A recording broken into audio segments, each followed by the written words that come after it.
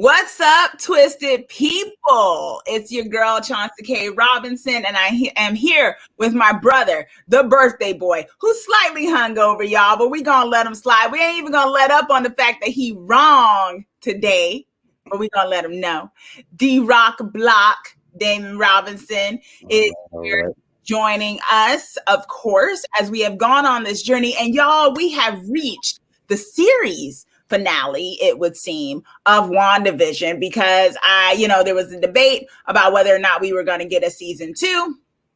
And I don't think that's happening unless it's some whole new kind of form, y'all. So yes, we got WandaVision that set up so many different things. Revelations happened, but also things were revealed that were like, oh, and then other things were revealed like, oh.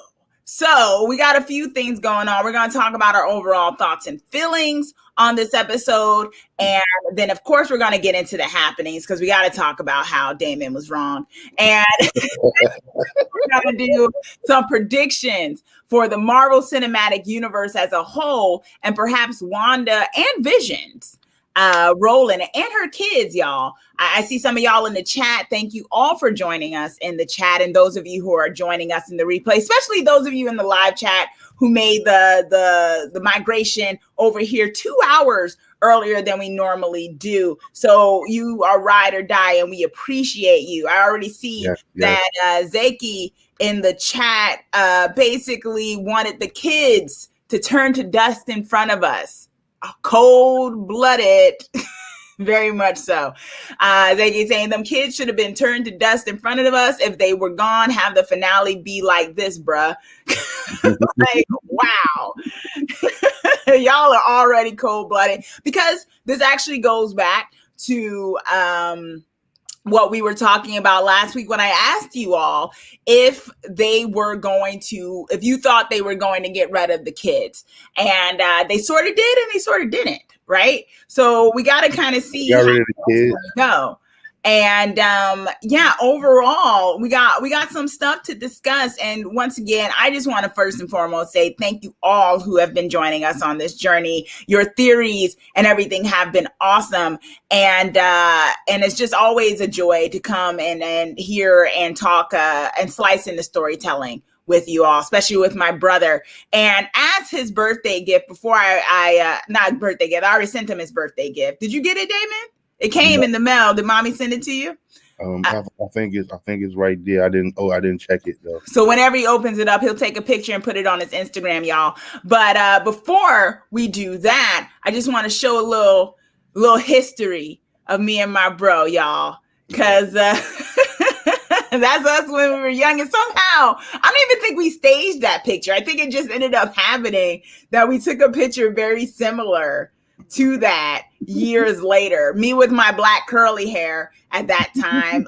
This was like, what was this, 4 or 5 years ago? Maybe 4 years ago, I think. I feel like that was a 4-year ago picture. So probably. I've changed from the black hair since then. But, us, me, my little tomboy self, and then later on, doing the thing. So I love my brother, y'all.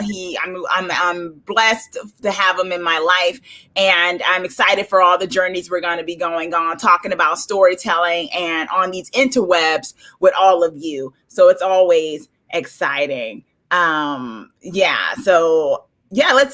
get into it. And also, if you all, are feeling like giving us a little bit more extra love in the chat, you can with some super chat love. If you want to, we love talking to you either way, but super chat love is always appreciated when you do it. And also be sure to give this video a thumbs up if you haven't already. And also be sure to subscribe if you haven't already, because we love talking storytelling here. And I want to keep doing it with all of you. And the way you do that is if you subscribe, so you know when I put up my videos. All right. So, Damon, overall thoughts of this episode, of the series finale that I believe was called series finale. So, what are your overall thoughts? I thought it was going to be a little bit bigger, maybe. We never got the cameo we was expecting. Mm-hmm. Of course, I was wrong, but you can't win them all. Oh, jeez. Okay. But I was right about Pietro. You was fake I'll take Pietro. You were. No. You'll take that, sure. That. But I thought it was gonna be a little bit bigger. But I mean, it was okay. I'm not upset at it. I wasn't upset at this episode. I liked it. So you liked it, but you didn't necessarily love it? Is that what you're saying? Yeah, I thought it would have been a little bit more dramatic, I guess. It wasn't dramatic for you. It was. I really thought we was gonna get like some surprises, some big surprises. I thought the what's his name, Cumberpatch, Benedict Cumberpatch. Yeah, I thought he was gonna be on there or something. Damn. Yeah. Well, actually, go ahead. I guess the biggest cameo we got was the unknown Skrull lady. I don't know. The unknown Skrull lady, yes.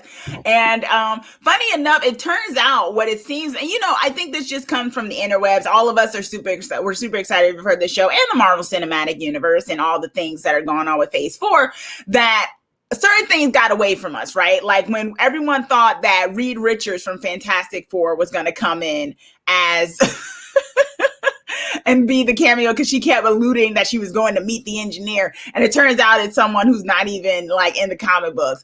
And the question was, did we kind of hype that up and make it bigger than what it was, or did the actors make us believe it was going to be bigger than what it was? Because the same thing happened with the actor that plays Vision. He actually talked about it on, I think it was USA Today or Today News or whatever, where he had brought up, he was like, he was making a joke when he originally talked about looking forward to working in a cameo with someone he's been wanting to always work with, which turned out to be himself. And so that was his joke. But he's like, I didn't realize once I saw everyone starting to theorize of who it was and everything, that it would get so. But it's like, this is fandom here, this is how it goes. Blue Wolf is saying, hey, there was no Magneto at the final episode. There was not a Magneto in the final episode, because they've yet to really bring in the X-Men. There was no mutants at all. No mutants, y'all. We got no mutants, but there's still hope for mutants, of course, because Marvel does own the thing. And our mama, Cameron Robinson, in the chat joining us. Hey, mama. She's saying, to me, it was terrific. She loved the episode. Bannon is saying, coming from a guy, there were times I cried. I think they left out Strange, but because it would have distracted from Wanda. Very true. Red Eyes is saying, I agree, the episode fell flat for me. It was good, but it wasn't epic. A little underwhelming. Yeah, exactly. But I guess my questioning was it underwhelming because we had set the bar so crazy high with who we thought was going to appear, that when they didn't, that is what made it so it felt a little underwhelming, because our expectations were higher than maybe what we were set to get. That's kind of my question, because I feel like as a series finale, as an arc for a character who, honestly, I'll be honest with you. When I first heard that Wanda and Vision were getting their own series, the first thing I thought was why. And, and this came from me, I knew about Scarlet Witch. I hadn't really read a lot of her comics or anything before. I had always paid attention to the other Marvel superheroes. And so when I heard, also in the Avengers, they had a little bit of a plot line, but it was their love story. So I was like, why do they need a whole season? Like, what's going on? And then, what we ended up getting was an introduction to such an awesome character in this cinematic universe. And I was happy for that, because I was like, oh, now I get it. They really wanted, I feel like this was a re-origin story for the Wanda character. I felt like this is what this story was for her. It was like, we need to introduce you to her in a way that's bigger and lets you know just how powerful she's going to be. The rest of it. We got introduced. They introduced us to Scarlet Witch. I guess we basically knew who Wanda was, but I know everybody was wondering like why they was never calling her Scarlet Witch. Because she never understood she was Scarlet Witch. The whole idea of her powers and the supernatural aspect of it wasn't introduced. And I don't know if someone at the Marvel office was just like, hey, we never did that. Maybe we should if we want to go into this new phase. Maybe like you said, they said, oh, we own it now. So so let's finally call her Scarlet Witch and drop this Wanda. I mean, we know she's Wanda, but Wanda basically was what? That's like Wanda is her Bruce Wayne. She got to be that. Exactly. It's like, but what is her power? She's Wanda Maximoff, who also can will things. But because even when the debate came around, I remember when they were facing off with Thanos and Captain Marvel punched him. Everyone was like, yo, she could have taken him out, but he like did this thing. And people were also like, well, Scarlet Witch could have took him out too. And there was a debate because people were like, well, could she really take him out? Because in this iteration, all we saw was certain things she could do, but we didn't know the extent of her power, to be honest. But I feel like people were, of course, drawing it from the comics of what she could possibly do to Thanos, because there was always this debate, like who's the most powerful superhero right now? And of course, some people said Captain Marvel, but there were a few who were like, actually, it's Wanda. Wanda is the most powerful superhero. But up to that point of Avengers Endgame, that wasn't established. You know, and I feel like this, because they're going to end phase 4, I feel like they finally was like, we need to establish this because we got some larger than life plot lines coming up. We're going to outer space and everything. We gotta, let people see, because we don't want this to come up in a movie. Let's get it established now, you know. Bannon is saying, I was disappointed about Pietro, same, and the mutants and the kids. That was not Pietro. Yeah, at least until maybe the end scene. But this really met my expectations because the Scarlet Witch is here and she kicks. Yeah, she kicks butt. We agree. Yeah. Red Eyes is saying, I'm a DC fan, so I have no expectation with Marvel shows. Okay. The episode itself at the end was just bland. Wanda didn't even apologize to the town. That's something else we got to talk about as well. Michael is saying, yeah, before we got on here, y'all, the internet just completely died on me too. So it was actually serendipity that Damon was running a little bit behind from his dinner and everything like that. So that actually worked. Red Eyes is saying Doctor Strange wouldn't have taken away from Wanda because he could have popped up in the post-credit scene. That's true. Yeah, I thought he was. We got to talk about the Doctor Strange connection in a way, because there were definitely some direct connections. And she kind of looked at Doctor Strange's as, because he projects himself. Yeah, she kind of looked at, you know what I mean? Ziki is saying, I do feel like the mid-credits and post-credit scene easily could have been part of the main episode. Yeah.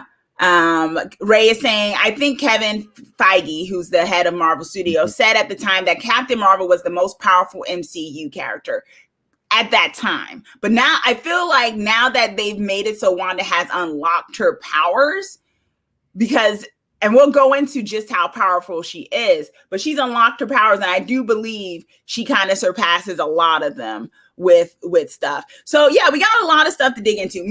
I liked the episode. I enjoyed it. I thought, like I said, once it ended, I was like, this was a re-origin story. They needed to establish who she truly was, not the who she was when they had her and they didn't own anything else past her like story part. To get us past the Wanda, exactly, and the Scarlet Witch, and that's what I felt for with this series. I was like, this was a nice introduction. It was like it could have been a movie, maybe, but it was good that it was a series because we got to marinate and think about things and get to know characters. I also felt like it was a great introduction into Monica Rambeau and her future, because I do believe she will probably be in everything when it comes to the future stuff. Same thing as Scarlet. I feel like they started to establish some of our mainstays for phase 4, right? We got the Nick Fury series coming up, of the Secret Invasion series that's supposed to be coming up. That's who she was referenced to when she said he maybe. I mean, we know that at the end of the last Spider-Man, he was in space. So. Exactly. But we'll get to that. But, you know, like we got this introduction to Monica. We got Wu up in there. We didn't get too much of Darcy at the end until like she basically, you know, but, you know, Darcy has gotten her shine. Yeah, I know. She finally got to drive there. But, you know, Darcy has been there since like phase 2. So like Darcy's always been around. So it wasn't really that necessary, I feel like. But I really like this as a starter. I think we got a taste of what we're looking at in phase 4, bigger stakes, larger things happening going on. And I was fine with that. Some parts I wasn't necessarily happy with, and we'll get into that. And some parts I liked the way it was. And I feel like it left us wanting more and also being excited and questioning, you know, where things are going. Ray is saying in the chat, thanks for joining us in the chat, y'all. And let us know in the replay, for those of you who are watching the replay, what you thought as well. Ray is saying, I feel like there's a real problem now. She is the OP. Like, how do you see her as an Avenger against like bank robbers and stuff?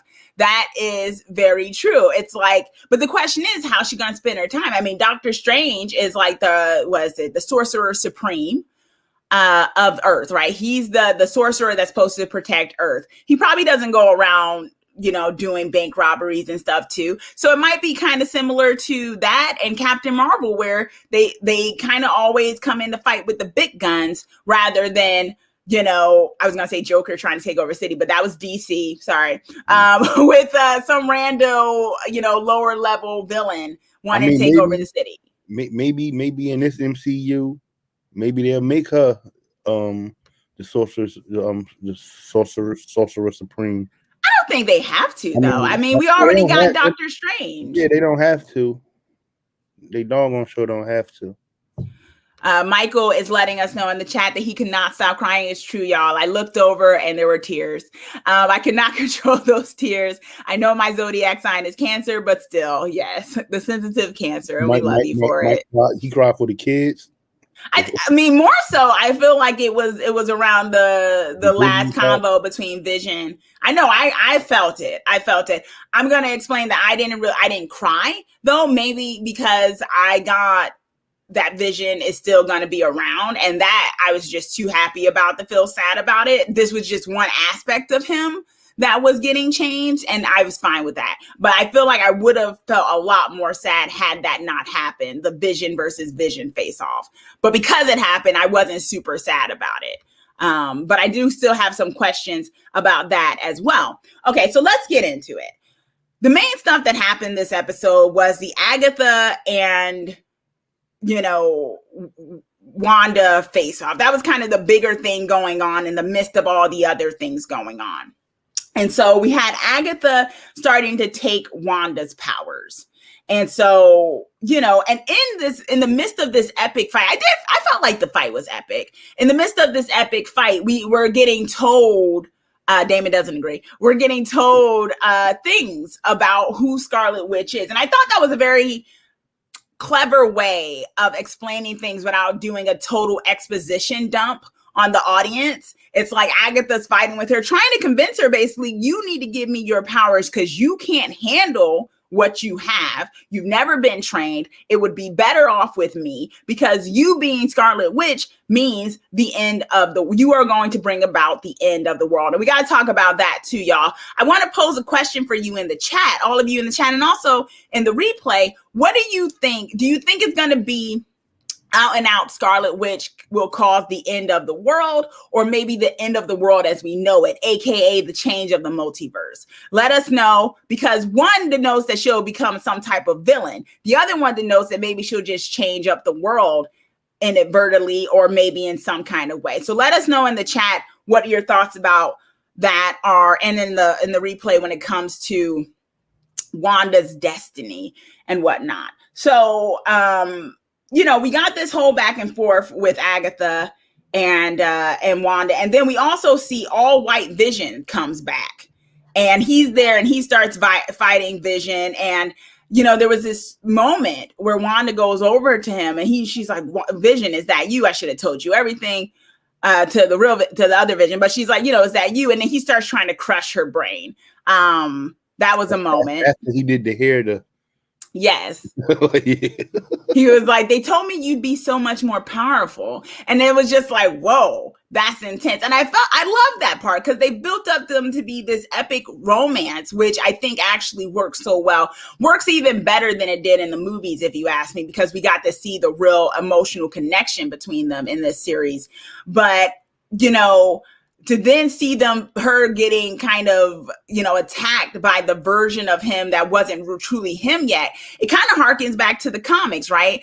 In the sense of when White Vision first appeared, you know, she tried to hug him and kiss him, and it was just like, yo, I don't feel anything for you. It was kind of that cold moment. So we kind of got a reference back to how the comics was. What did you think of that, Damon?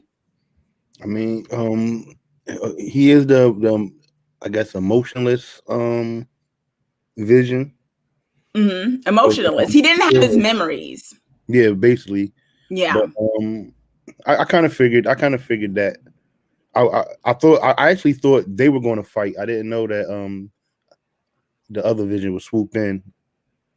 I kind of like that he did though, because that was also interesting to me. I was like, this Vision is as real as a Vision can be. If he can face off with his own the Vision outside of this place, and that means everything within this place is so real, but just he can't exist outside of it. That Vision, the color Vision that we had, you know.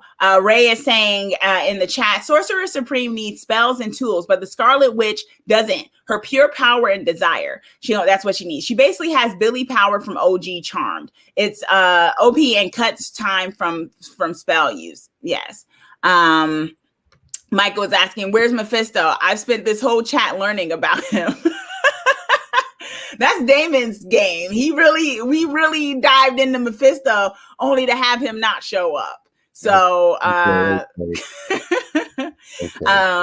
Bannon is saying, I will say this about Hayward. He did bring about the return of Vision, though shooting at kids was a lot heavy-handed by the writers to show he was bad. Yeah, we got to talk about that too, because that was a little bit like, darn, really? Like, how much does this guy, you know? Them kids. Right? He's like, F them kids.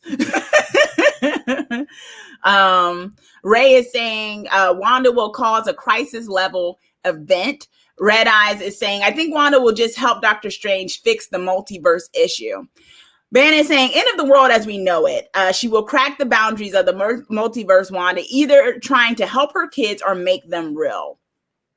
Yeah, and Ben, thanks for joining us in chat. Ben is saying, I can see something like she threatens our world to save the world her kids are in, or something like that. Probably inadvertently. Yeah. And we'll talk about that a bit more in a bit, about Wanda's future and what line she draws on, whether it's the good or the bad side, or whether she's a gray character, right? And so, and also in the midst of this, we have Vision and Vision facing off. We have Agatha and Wanda facing off. We have Hayward and others getting into the place because it's breaking apart, things like that. And then we also have Monica being held by Ralph was revealed all this time. Ralph was not Agatha's husband, or Mephisto, as Damon was saying, but Ralph was the person's house that Agatha had taken over. Ralph Boner was Pietro. Was fake Pietro the whole time. I will say that. Not from the multiverse. Not from the multiverse. Okay, I know you're trying to point out how I was wrong too. But what's really true is that you were wrong about Mephisto. But the main thing is, to me, let's talk about that for a little bit, because it's a little bit of the smaller plot line. To me, I thought that was a waste of Evan Peters. I thought it was cute. You know, it was kind of cute because it was like, hey, he was the Quicksilver. He got flagged in this one. Yeah. And it was like, okay, so they did all that just to kind of trick us a little bit, to make us think it was a big deal, and it wasn't. To me, I'm like, they don't need, but this is my thing though. I didn't feel like they needed to do that. Why the cheap storyline trick? You know what I mean? Why the cheap casting stunt? To get everybody trying to bite. I don't know. It worked for a minute because people thought, oh, that's the he's from this multiverse. They pulled him in. It worked. Everybody believed that He was something special, and he was the. We all thought it was our Luke Skywalker part, right? Like, because in Mandalorian, sorry, spoilers, it's been out for a few months, so I think I can say it. There was a Luke Skywalker part, and we all thought that's what we were getting. And honestly, funny thing is, it's funny because Elizabeth Olsen also had mentioned, she said that there was going to be a cameo that was on the level of Luke Skywalker. And to me, after this series has ended, I think the only one we got was the fake Pietro moment. And that's why to me, it was a waste, because I'm like, then that doesn't really count. He wasn't real Luke Skywalker. He wasn't really Quicksilver. It was just a stunt casting. Ra is saying, we called it, Damon. Ra is joining in on Damon's side and saying it was stunt casting. And it's true. Both of y'all were saying, and others were saying it as well. Bannon is agreeing with me that Evan Peters' stunt was a bit of a waste. Will is speaking to Wanda's future and saying, I kind of think she is a bad guy. Just mind messing with those characters stuck in Westview. Yeah. I don't think she. I don't actually in the future. I don't think she's gonna be bad. I don't think so either. Into that way. But we'll talk a bit more about that. So it was just kind of like, I just felt like it was a waste of Evan Peters' character, because he's such a cool actor who can play evil, who can play good, can play gray. Mm-hmm. And I would have sacrificed you being right, Damon, and saying he was Mephisto had it turned out that Evan Peters was Mephisto. I would have been okay with that. Bannon is actually, correction, Bannon is saying that was the interviewer who said that, not really Olsen. Okay, so it was the interviewer, media, fake news. No, not fake news, y'all. I'm a journalist. I don't believe in fake news. But fake news basically hyping up the Luke Skywalker aspect when it really wasn't really like that. So, like I said, I just felt like that was a little bit of a waste. Monica was being held. She finds out that it's Ralph. She takes off the necklace that Agatha had put around him. And he's just like, please don't kill me. And so he's not powered. He's not anything. He's just some regular dude with a weird name. And I was like, what a waste. What a waste. What a waste. So that kind of sucked to me. But okay, so getting back to Agatha, let's go to the main thing of Agatha and Scarlet Witch, right? So they're having this battle. Agatha is I loved when she hit her with the car and her boots were left. I felt like it was Wicked Witch of the West, kind of Dorothy kind of vibe. So I liked that. And then we get, Agatha, she unlocks the people's brains, right? She unlocks Dottie, who also turned out to be just a regular person, which, I love seeing her, the actress who played Ayanna in Buffy the Vampire Slayer, the demon. But once again, it's like, you got these bomb actors and you're just making them regular folk. Like, what is going on? Like, star-studded cast, and that's all you're doing with them. Cool.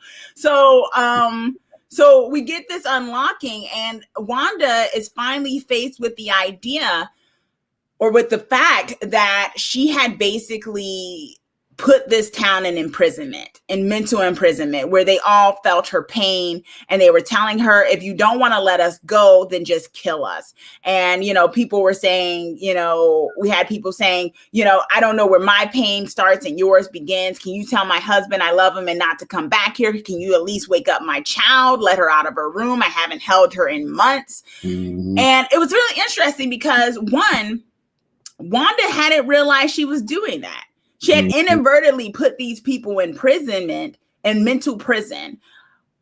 What did you think? Because, even Wanda, she pushes back and she's like, no, I helped you all. I made you, you're happy here. This is a good spot. This is a good place. We're all happy here. But she doesn't realize that she's imprisoned these people.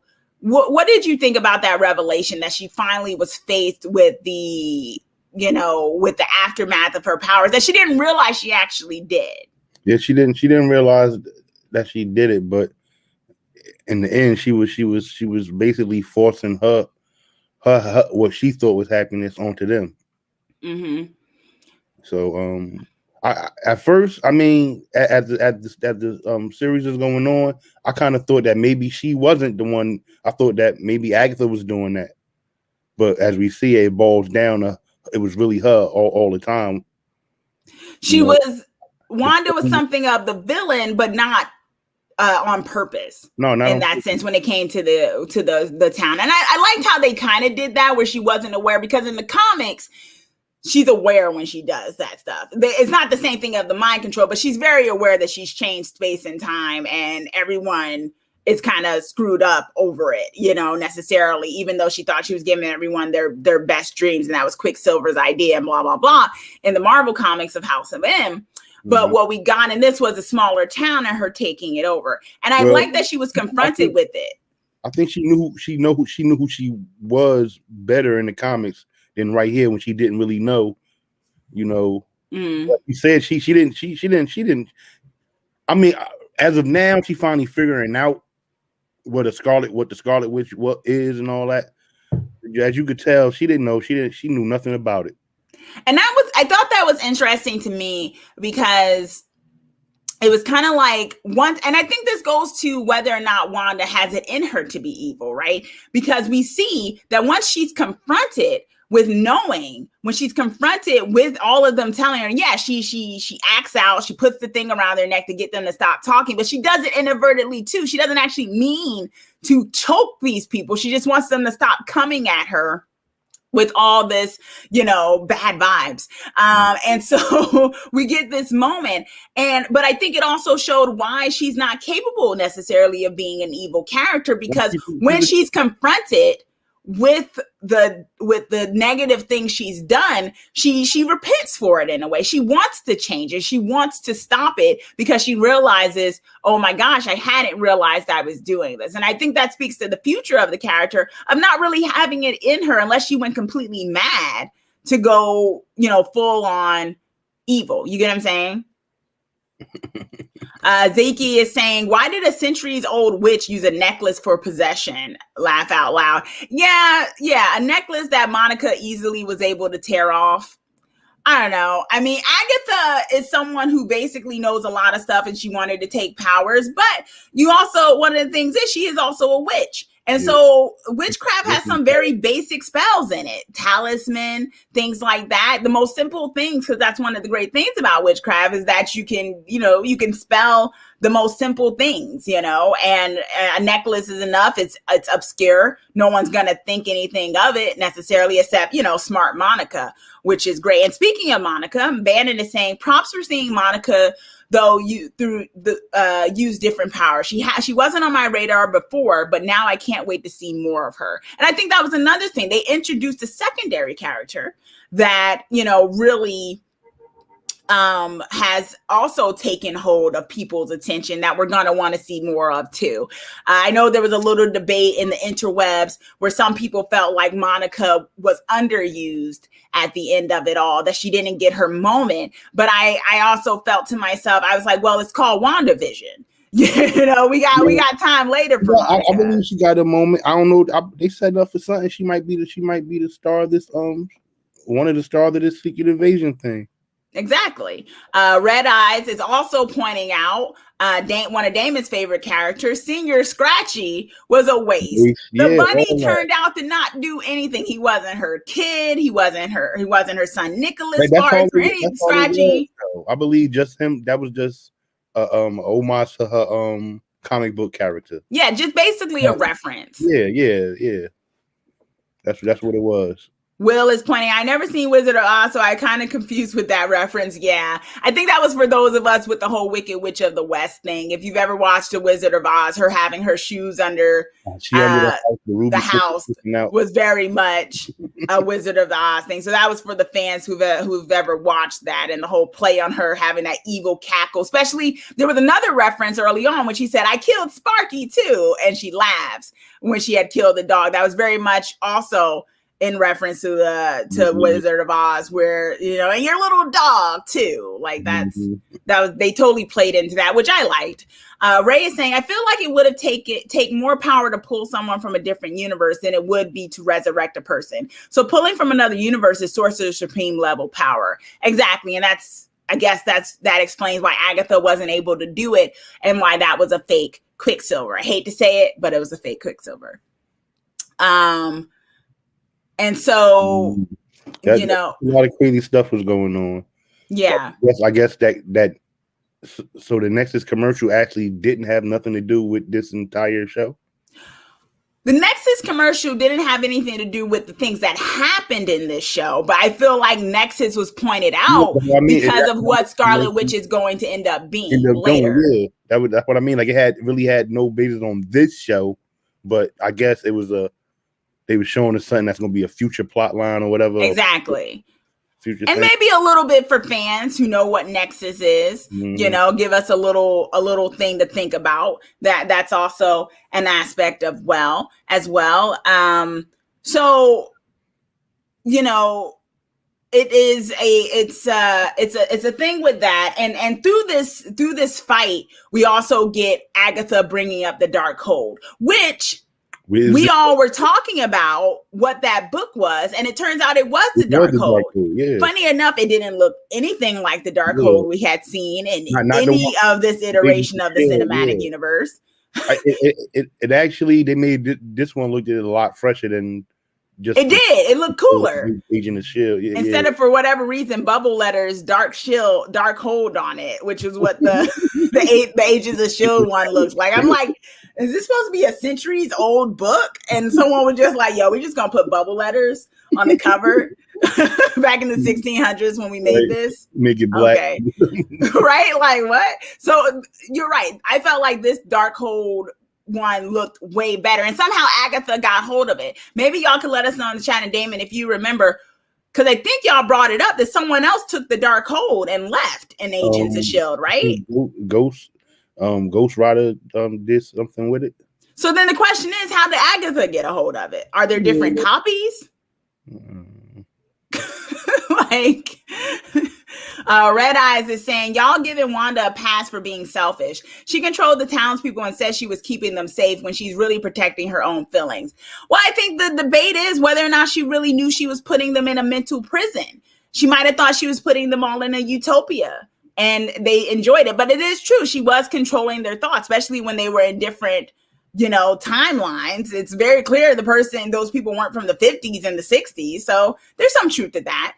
I see your point.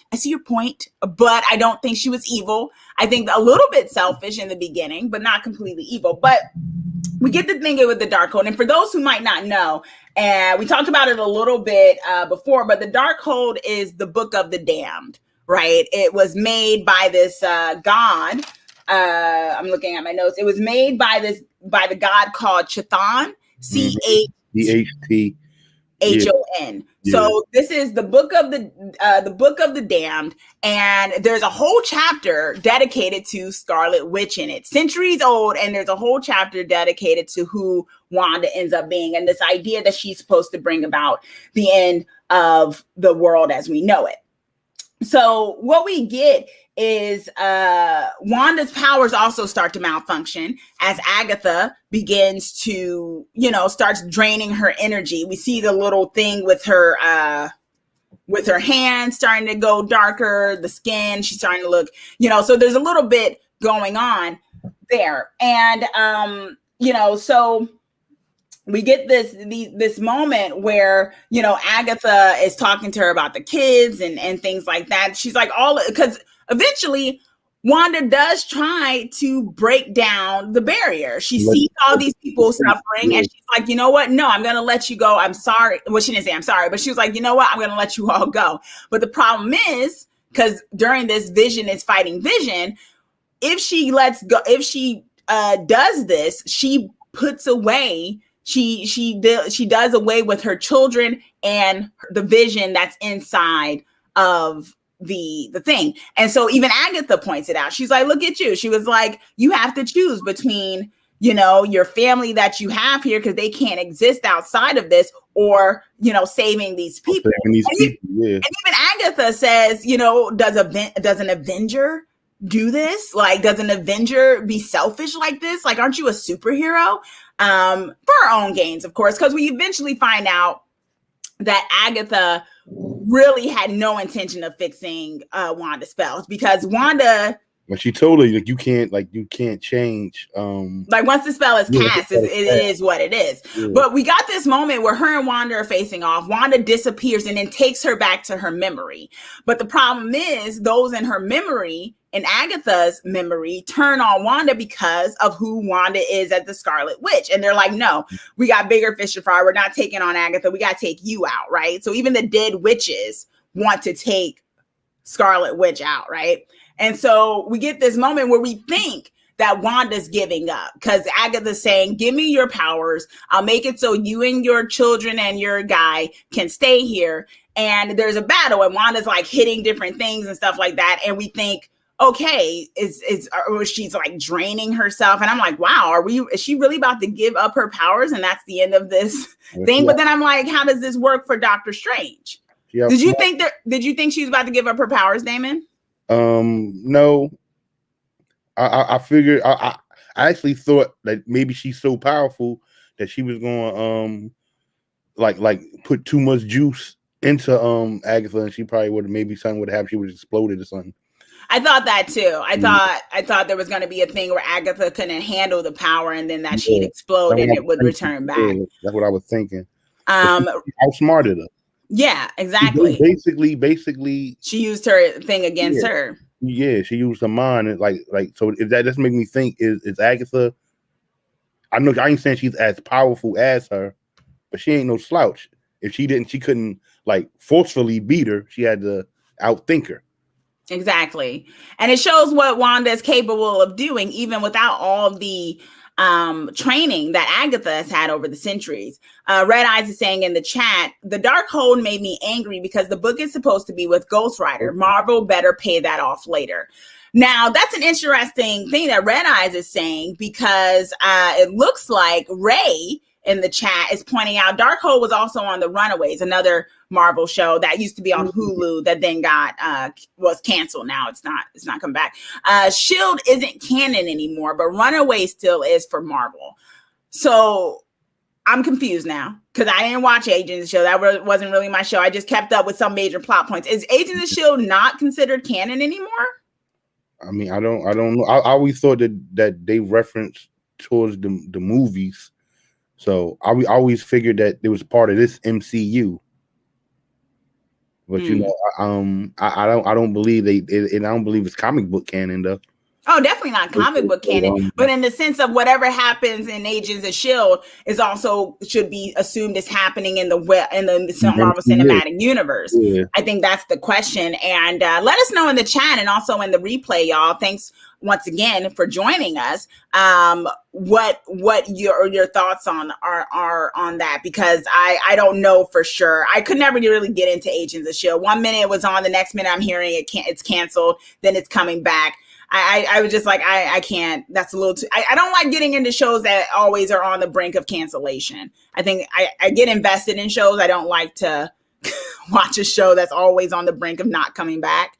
And so that is a question as well. And, you know, where was the book and how did Agatha get a hold of it? Or are we going to try to say that this is the first time that the Darkhold actually came about?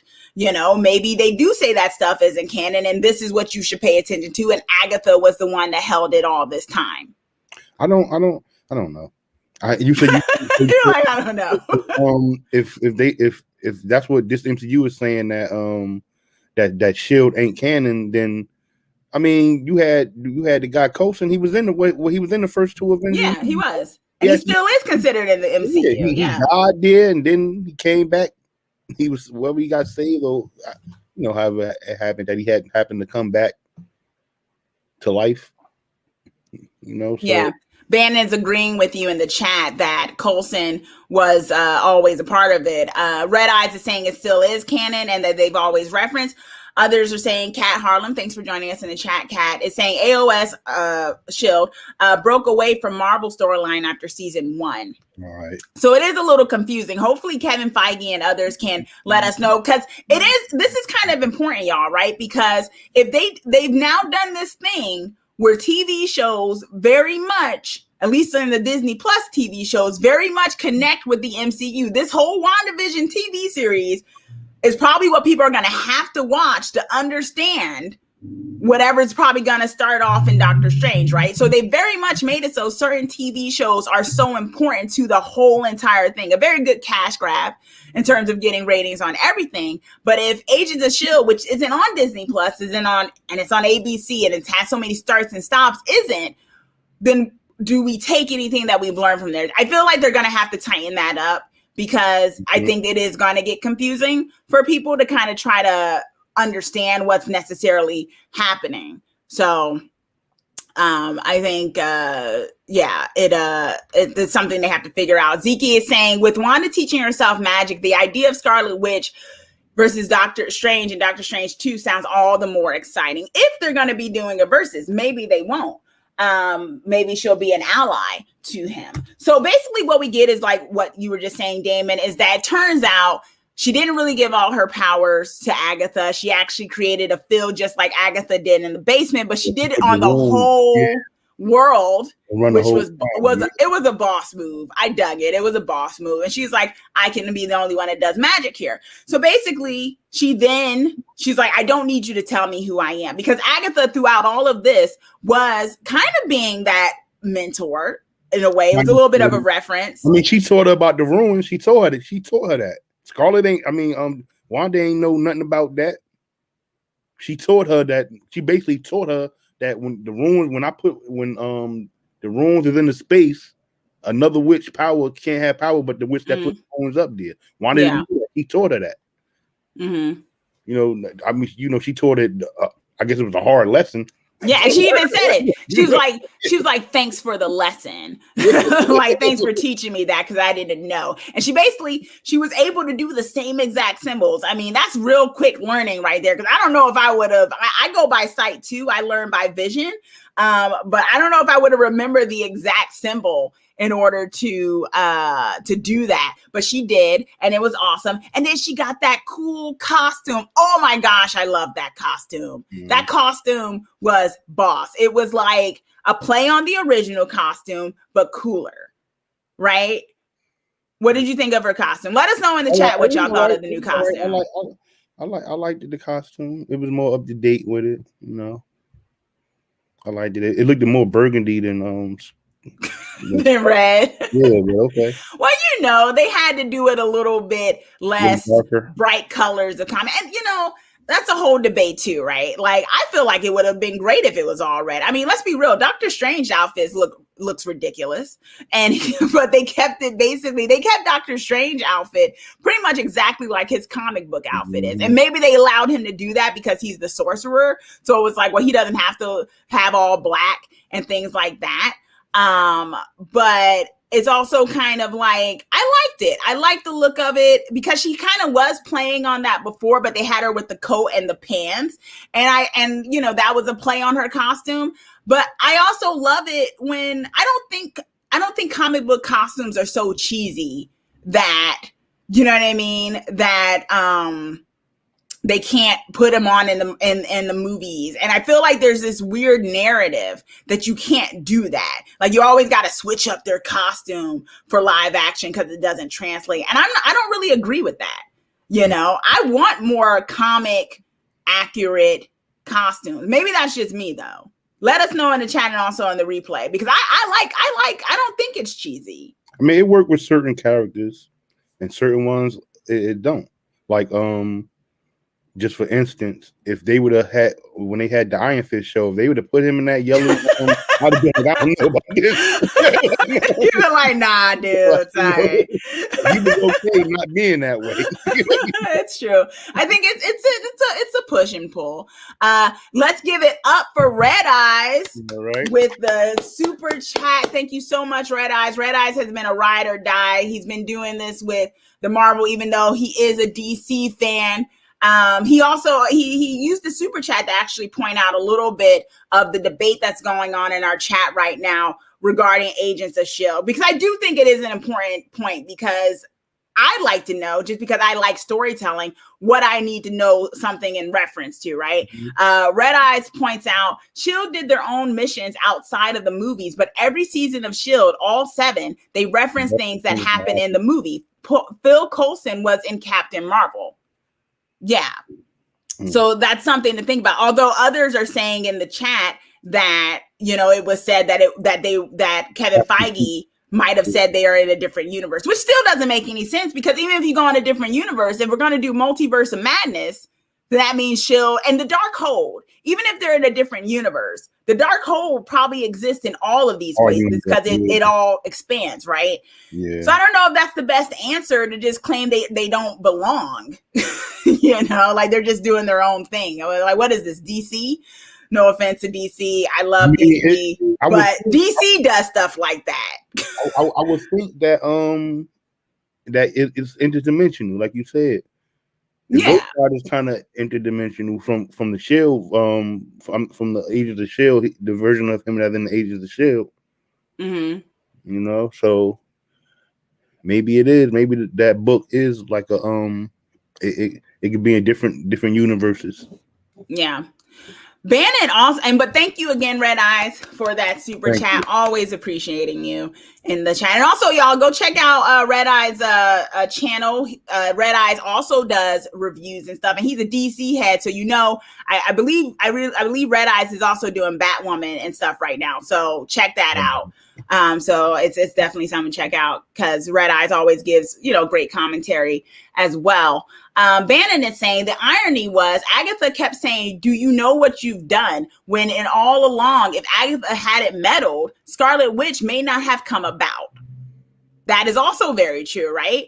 Because the question is, would Wanda have ever awoken her powers had Agatha not educated her of who she was?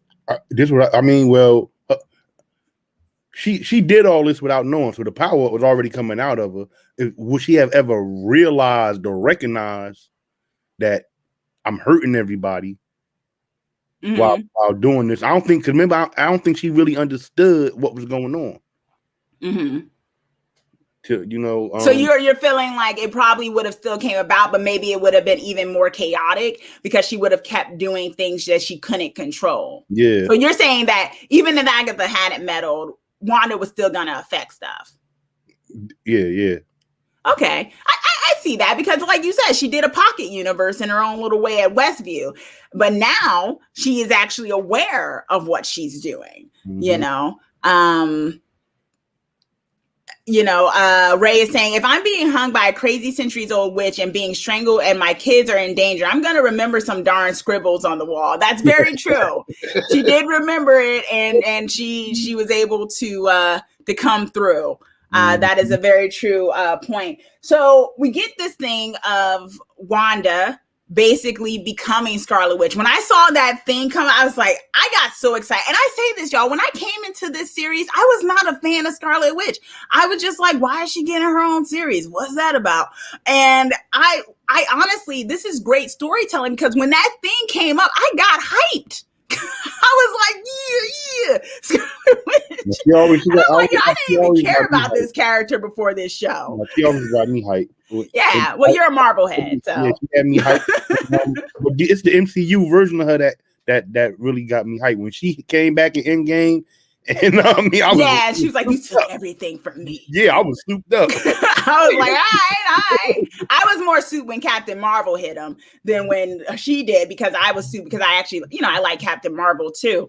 But yeah, I got souped. I was like, yo, yeah, she's fucking Scarlet Witch. I was like, I didn't even care about this character for this show. They really did the darn thing and making me give a crap about this character in a big kind of way. To the point where I do want my own Scarlet Witch movie now. I'm like, hey, let's do a movie with Scarlet Witch. Why not? But then what we got was Wanda beating Agatha, basically locking her powers and keeping her in Westview, and basically locking her mind inside the thing. But we did get a little play where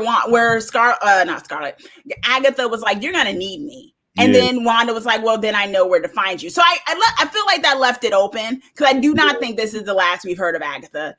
right? I mean, I didn't think they was gonna make her the bad guy in here. I thought because I figured they was gonna try to somehow through it make her good again, make her like a comic book character. Yeah, her comic book character has always been a little bit gray, right? Yeah. For her own ends. I mean, she's a witch. Yeah, she's a witch.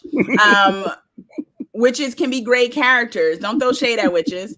I'll cast a spell on you. So yeah, I thought that was fitting because where was she gonna banish her to? And like it was like, where are you gonna where are you gonna put me at? Where are you gonna lock me away at? She was like, I'm gonna lock you away in your own mind, which is probably even worse than being locked away somewhere. So she gets banished inside her own mind, and she literally becomes the nosy neighbor.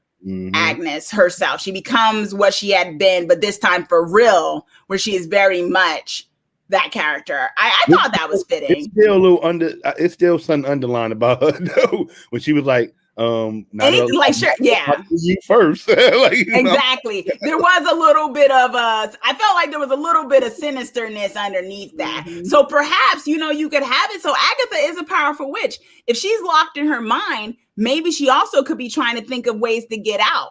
So we might get little glitches like that. But nonetheless, Wanda is now able to know where she's at. Now the question is, Agnes her powers were taken away because Wanda did that thing with the symbols and then locked her inside her own mind. But then Wanda broke the field of Westview. So does that mean that Agnes's powers are no longer locked? Even if Agnes is locked in her mind, does that mean now that Agnes will still have use of her powers somehow, even if she doesn't understand it?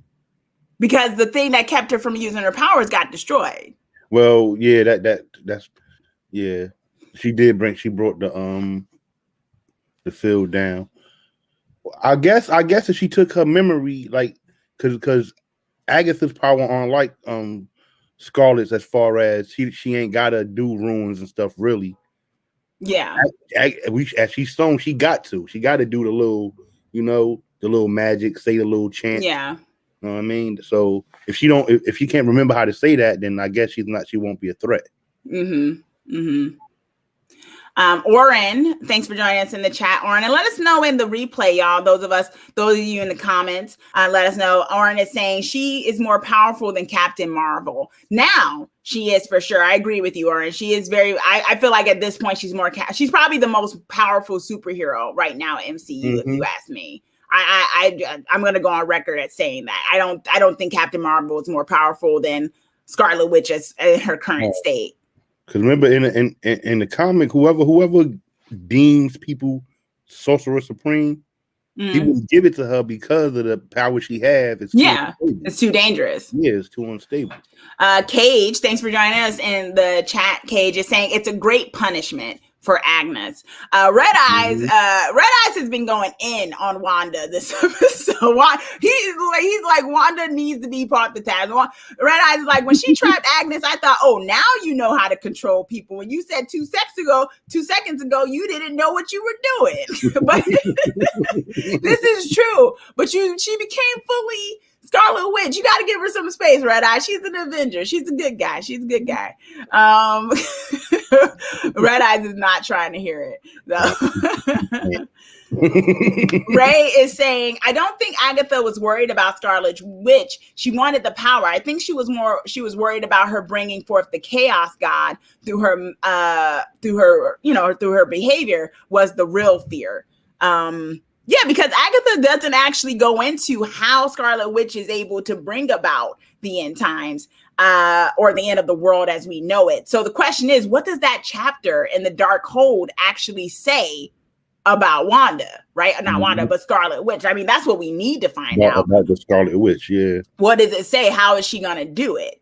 I think that's something that is also to think about as well. So she's studying. She's oh yeah, studying the Dark Hold. So. Yeah, and we'll definitely get to that. Yeah, so Agnes is away for now. Agnes was locked away in her mind. She's going to be stuck in Westview. I don't know where she's going to live, but she's going to be stuck in Westview. Guess she's going to live with Ralph. Maybe she'll live with Ralph. Maybe that's how we'll keep getting Evan Peters, y'all, as Ralph Boner.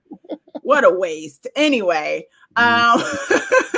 but she's stuck in Westview. She's going to live there, which is probably going to be torture for her in a way, because you have Agatha, who's all about power and the world and everything. And she's stuck in this little Jersey town of Westview. So it definitely was a fitting punishment, probably worse than anything Scarlet could have done to her before.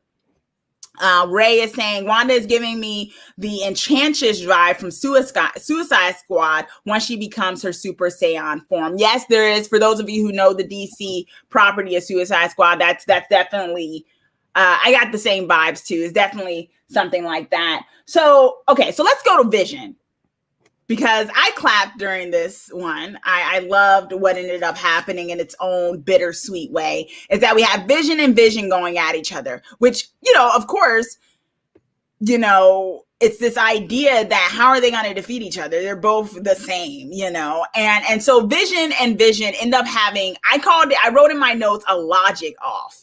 Like a logic face off, right? So I don't know if anyone even got a lot of what they were saying. I got the gist of it, which was this idea of existence. That's basically what they were playing on. Like, how does one explain existence? And because Vision asked him, Color Vision asked White Vision, what are you doing here? Why are you doing this? And Vision's like, well, I was programmed to kill Vision.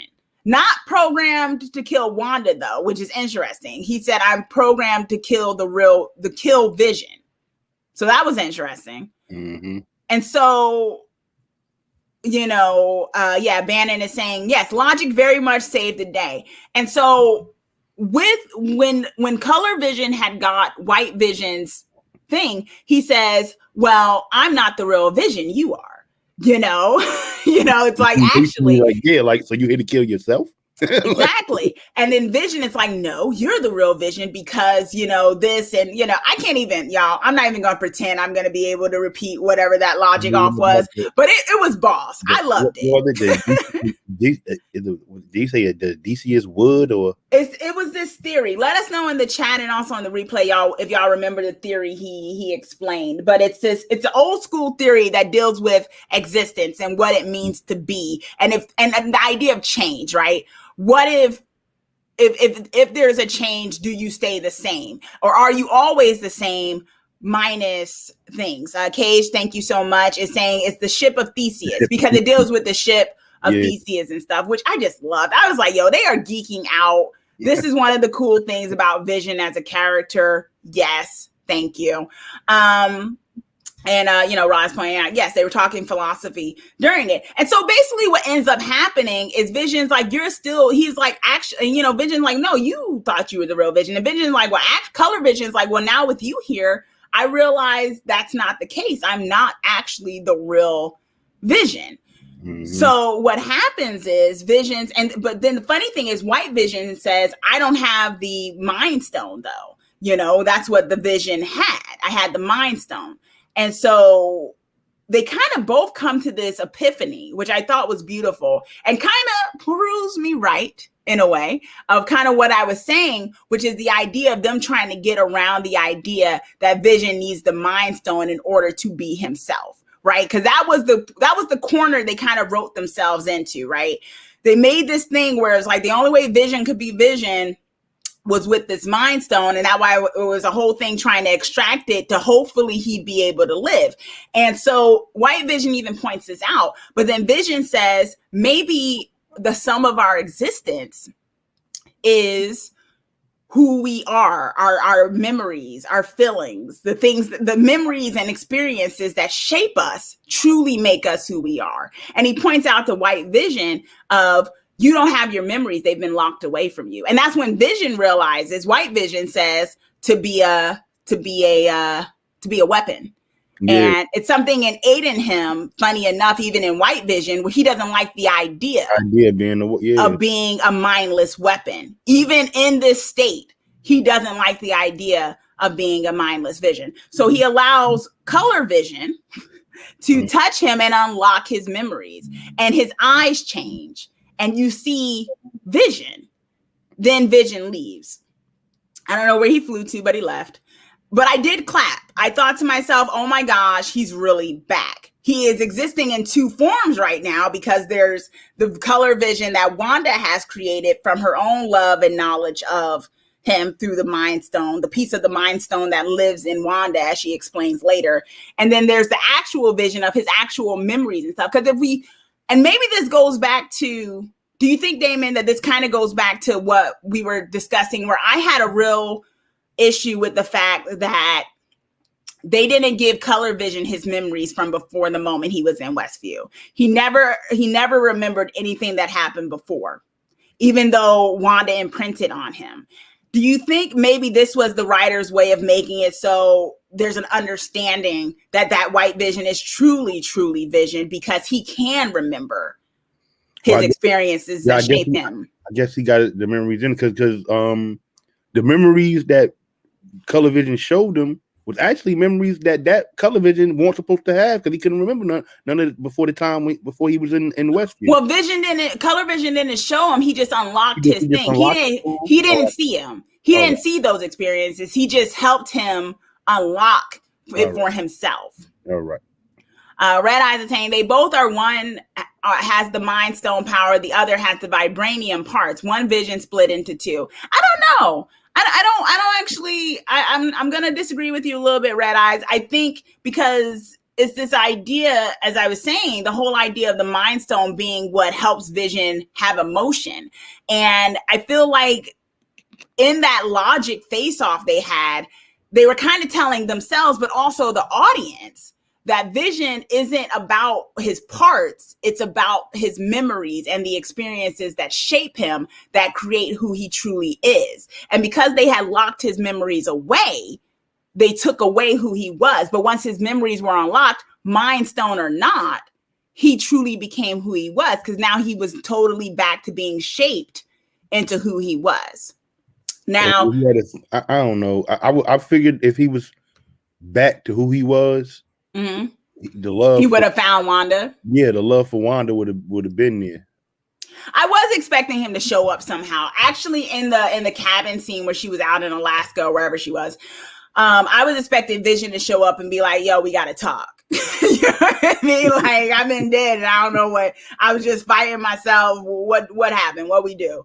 I expected that. I kind of hoped for that, but I was satisfied enough with the idea that he was back in some capacity. I would think Vision being Vision would probably have to take a moment to himself to try to figure out what he's dealing with now. What is the world he's living in? Everything that's happened. And maybe that's why he didn't rush to Wanda immediately, especially once he realizes what she did with the Westview and stuff.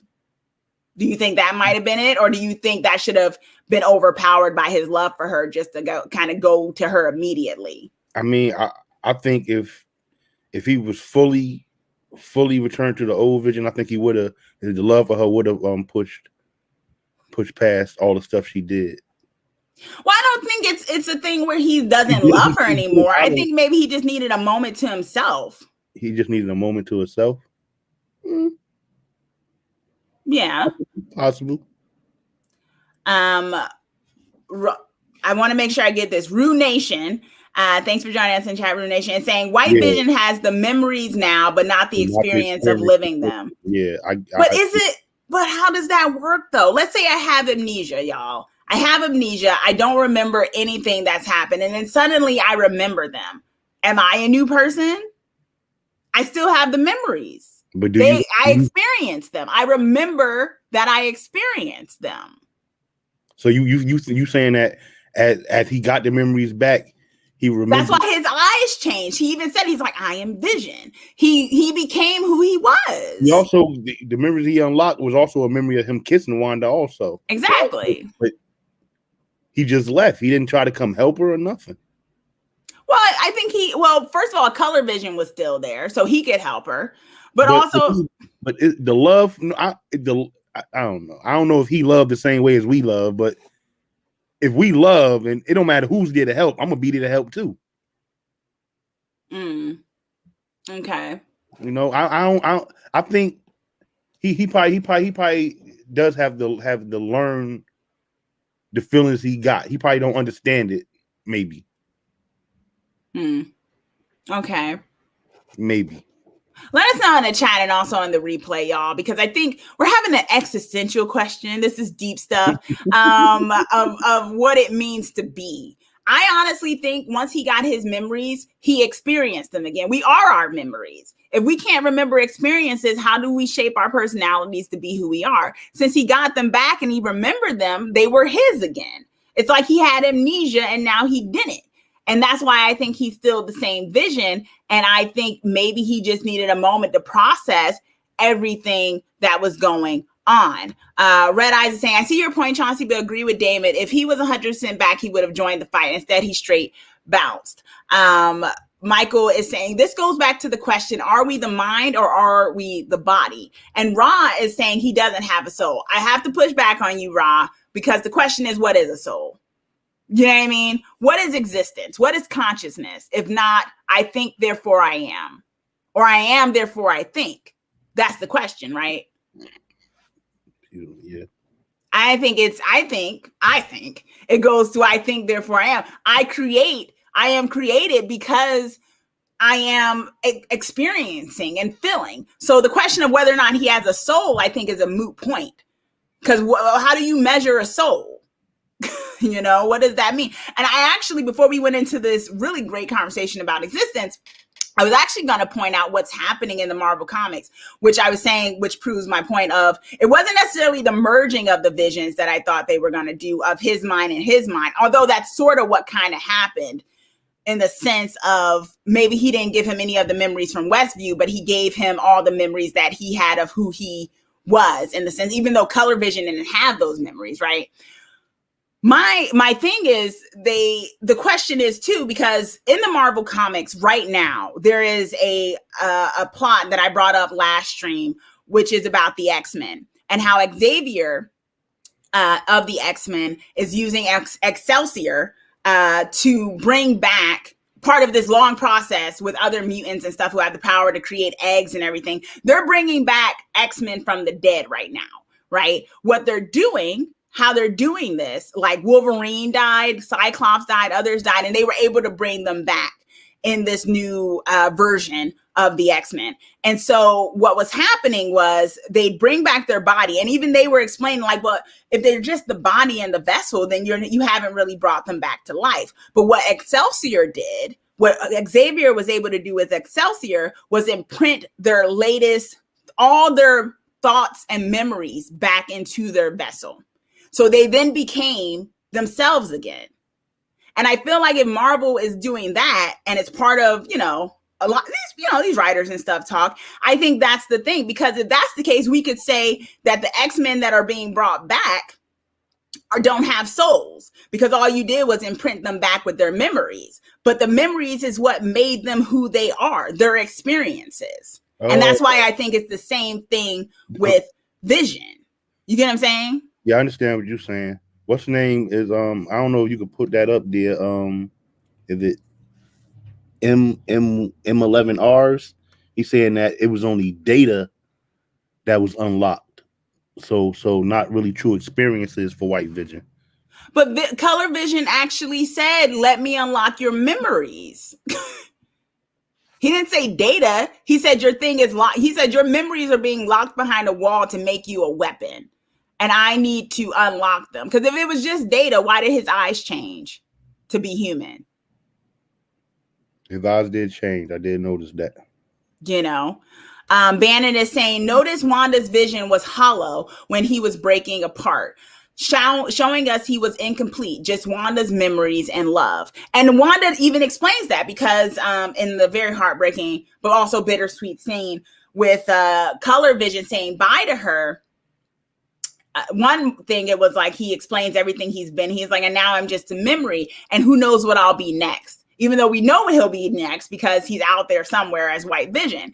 And Wanda explains, because he's like, I need to know, like, what am I exactly? And Wanda says, she was like, you're a piece of me, a piece of the Mind Stone that lives in me, that, you know, I was able to create you of, you know, you're my heartbreak and you're my hope. And most of all, you're my love. So even though we all loved Color Vision, I loved him in this one, of course, because he was Vision in his own way of what Wanda remembered. He didn't remember his stuff outside of Westview. So he was, I think, incomplete as well. You know, even though Wanda made him be able to think and stuff on his own. Yeah. So I think that's the thing of it. Let us know what y'all think, y'all, because this got deep about what it means to exist in the soul. But this is something that they're probably going to expand on in the Doctor Strange one. I pretty much feel like Vision's going to show up there because Scarlet Witch is going to be there. But Kat is saying in the chat, I think the colorist Vision needed to sort out the orders from Hayward and Sword, and the flood of memory is unlocked by Color Vision. We're talking about a 15 to 20 minute time period. Exactly.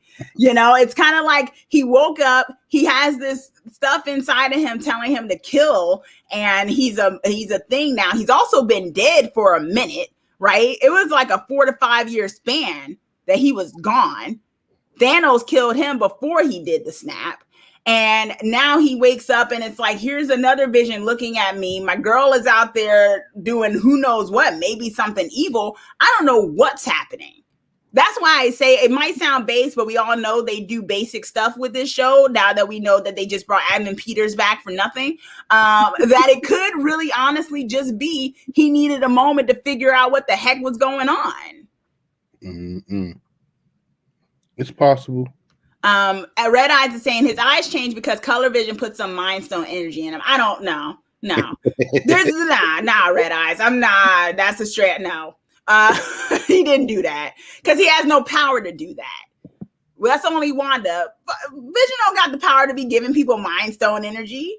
He lasers at that Mind Stone instead. He did.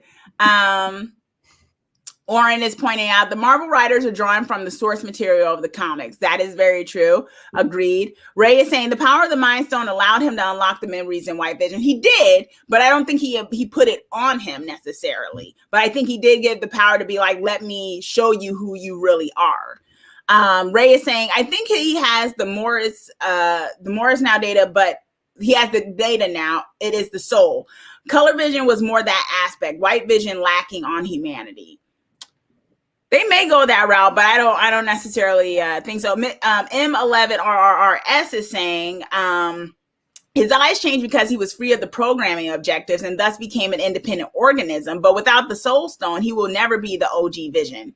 I don't know, y'all. I don't necessarily think that's the case because if you remember what we talked about, this whole thing of this Soul Stone stuff was created in the MCU. In the decades that Vision has been around, he didn't need a Mind Stone all the time. He needed memories. Waves, yeah. Yes, he needed brain waves and memories to be who he was. And I feel like, if you ask me, this show was kind of his reorigin story too, of them being able to bring themselves out of that corner they wrote him in. Where it was like he needs the Mind Stone to be the person, and saying, well, now he doesn't need it. All he needs is his memories and his experiences of who he is. Mm-hmm. And I feel like that was Marvel kind of undoing the fact that they kind of wrote themselves in a corner that totally was not canon. That Mind Stone on Vision is not canon. That's not was canon in the MCU. Sorry, y'all. But it's not in the comics. That's not how he is in the comics. He doesn't need that. He needs brain waves and he needs memories. And I feel like they finally returned back to that source material. Ray is saying we are talking mind, spirit, and body separate entities. Okay. Cage is also saying, I mean, the comics, the way Vision gets back involves the multiverse. That's also a thing. Ray is saying his soul was connected to the Soul Stone, the original Vision that was a component of his being with Ultron, Tony, and Banner. Red Eyes is agreeing with me. Shocker. Red Eyes is saying, agreed. They definitely used this show to reboot both of them. Agreed. I definitely think it was a reorigin story. It took them out of the corners. It re-upped Scarlet Witch's power, and it also made it so that Vision was no longer tied to this idea that he needed the Mind Stone in order to exist. Because that I honestly felt like they did write him into a corner when they did that. I was like, what? Like, that's not in the comics. He doesn't need that to be able to be who he is. It's his memories, it's his brain waves that make him who he is, of the point of existence. So, but yeah, let us know in the chat and the replay, y'all. Because it seems to be a hot topic on whether or not Vision is able to be who Vision is without the Mind Stone. Do you think they're going to have to find some way of bringing the Mind Stone back to be who he truly is? Or do you think that Vision has been restored, but now he has to kind of figure out who he really is, who he is and how he exists in this world? And maybe that's why he didn't meet up with Wanda immediately. So let us know, y'all.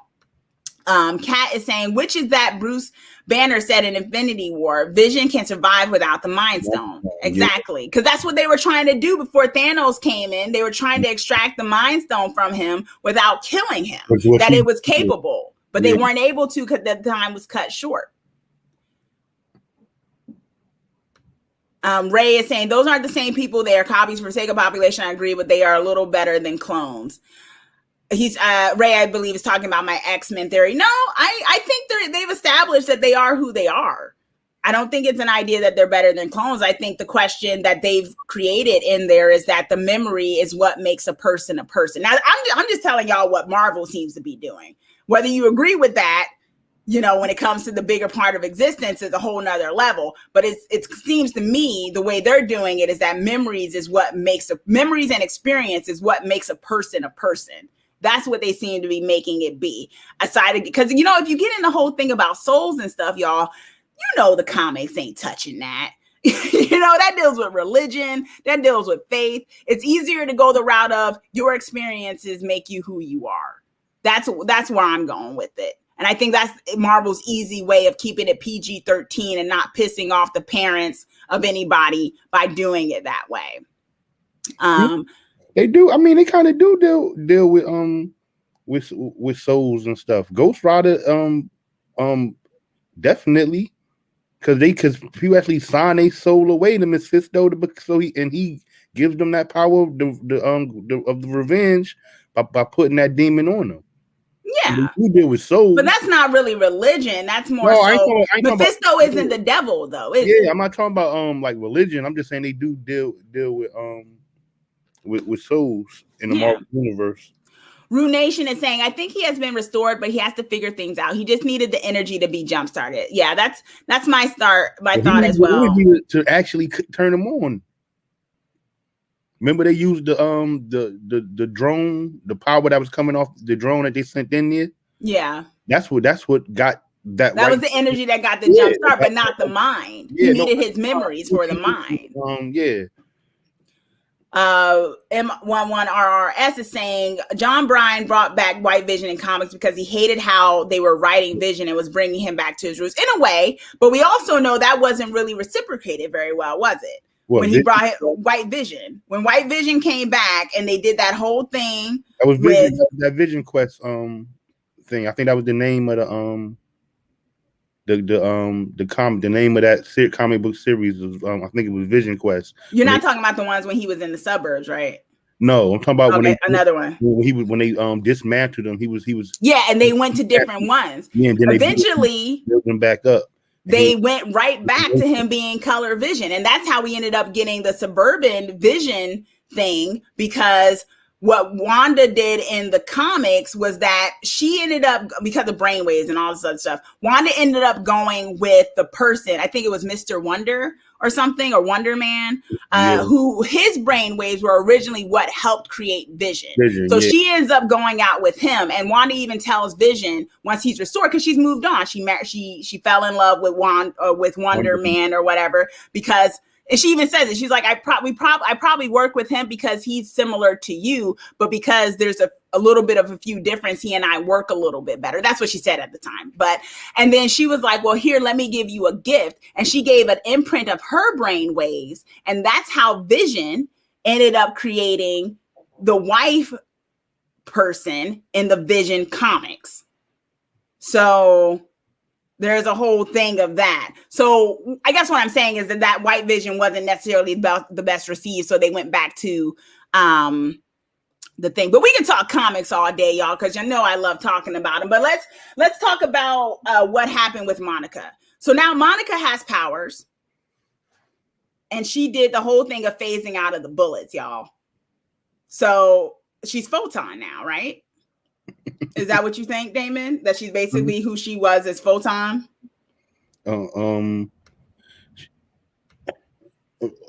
think I wanted to see a little bit more of her powers, like exactly what do she do? You know, I mean that was a cool thing.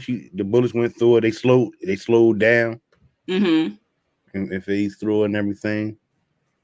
It was you know, I want to see more. I want to see more. I want to see how they gonna do this character now that Wanda gave her some powers.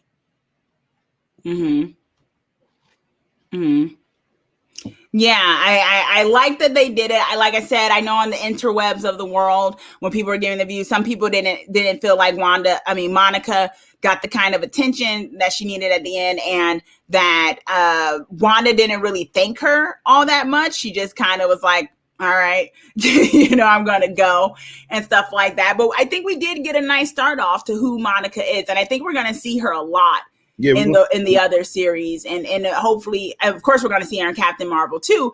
But maybe we'll even get our own movie of her as well. And maybe. Yeah. I mean, I don't know if she's a big enough character for her own movie yet. Well, I mean, if they could make Iron Man as good as he was, and he wasn't that popular. Why wasn't he? He wasn't. He wasn't popular to you. Wasn't nobody thinking about Iron Man before Robert Downey Jr. played him? Come on. Was always. And I read his comics. You can't. I read Iron Man comics, and I wasn't interested after a bit. I'm like, this is boring. He's basically Bruce Banner. I liked it. He's basically Bruce Banner. Get into Batman, you could get into Iron Man. No, that's the point. I love Batman, and I realized Iron Man was a cheap version of him. Oh, you got to be a cheap version, though. That wasn't as good, and I think a lot of other people like, come on. When they first said they were doing Iron Man, people were like, "Why Iron Man? Why that character out of all of them to start the MCU? Why he got to be a cheap version though? Come on now. He make his own stuff." Oren is asking in the chat, will Wonder Man Simon Williams make his debut in the MCU in Multiverse of Madness? He could. That would be interesting, although it might be complicated when it comes to that. I mean, maybe if they make another Avengers, they could bring most of the. Maybe they'll just start the basis of the West Coast Avengers, because Wonder Man is like really like a West Coast Avenger. Yeah. Ra is saying, I think Monica is Spectrum. They designated Photon to her mom, but her mom didn't have powers in the MCU. She died of cancer, right? She didn't have powers in this regard. No, I don't. Not right, Ra. Maybe they'll go. Honestly, Spectrum sounds cooler than Photon. So yeah, if they even maybe they'll do like this with Scarlet Witch, where she doesn't actually even have a moniker. She doesn't even have a name. Those should just be Monica with powers. No, they got a name. Like, nah, they gotta give her a name. Bannon is saying this was a perfect introduction for her now, Monica, and to be heavily featured in her own show or movie later. Red Eyes saying it's weird that Monica never acknowledges her powers, right? Never a thing where she says, "Hey, did I just do that?" Or, you know, and that was a little weird. It was like she tells Wu, which was a very cute moment. She's like, "Oh, authority looks good on you, Wu," and he's like, "Thank you," or whatever. I don't know if they're going to try to make that a thing between the two of them, but you know, maybe I don't know. Maybe we're looking at a ship. Maybe we're looking at a new ship in the multiverse in Phase 4. But you know, then she's calm, but she never said. Wu never like, "Yo, you dodged some bullets." And Monica never acknowledges it, which is I agree with you, she said to the kids, nice tricks, and I think it was Wiccan was like, yours too. Yeah. Like so she does say that. Yeah. They did have that exchange, but then it was like, okay. Another DC person. It's true, Damon. Wasn't nobody checking for him. Wasn't nobody checking for Iron Man. Bannon is saying, could our Monica be a cross between Spectrum and Photon? I think the question with that, Bannon, is whether or not once, I guess maybe in Captain Marvel 2 is where she'll next appear, they have to specify what her exact powers are. Yeah, y'all do know that the first time Thanos was ever in a comic book was in the Iron Man comic book. Y'all know. Okay, you're still on this. I'm just saying. It's a reason. It's a lot of reasons. Like, I think we miffed off Damon a little bit by saying Iron Man was a cheap version of Bruce Wayne. Well, you're a Marvel guy, so you've got to defend it. Ra is saying her plaque sword said Maria Photon Rambo. Oh, okay. I didn't thank you for that, Ra. I didn't see that. I wonder why she was called Photon. Did she get powers at the end then? Mm-hmm. I guess they'll have to explore that. Ra is saying, I kind of believe the soul moves on, but these echoes, these husks with memories of their OG selves is a little disturbing, to be honest. I mean, will they both meet each other on the other side, new being created in the afterlife? Who knows? Yeah. So M11RRS is saying maybe she already had something weird happening before. She refused x-rays when she awoke. That is true. Maybe Monica, like some people are speculating, maybe Monica already had some remnants of some sort of power, and this kind of just activated it. And like, that's why she never truly acknowledges it. The other aspect could be there was a lot of adrenaline going on. Everything was happening. She didn't have time to stop and think, I have powers now, I mean, I guess everything that went through there was changing. Yeah. Everything that went through the little field. Yeah. Like what Darcy said to her, right? Yeah, that the thing was changing her DNA. It was changing her cells. Bannon is saying maybe she was a mutant, perhaps. I don't know how they're going to bring in X-Men in this at this point. I don't know what's going on. It's probably going to have to happen on the multiverse, which is a little annoying that they're going to have to put X-Men on some different kind of Earth to make it so it exists. And that's probably what they're going to do with Deadpool too. He's going to have to be in another Earth because I don't know how this is going to work. Cage is saying that's like saying the first appearance of Darkseid was a Superman's pal, Jimmy Olsen.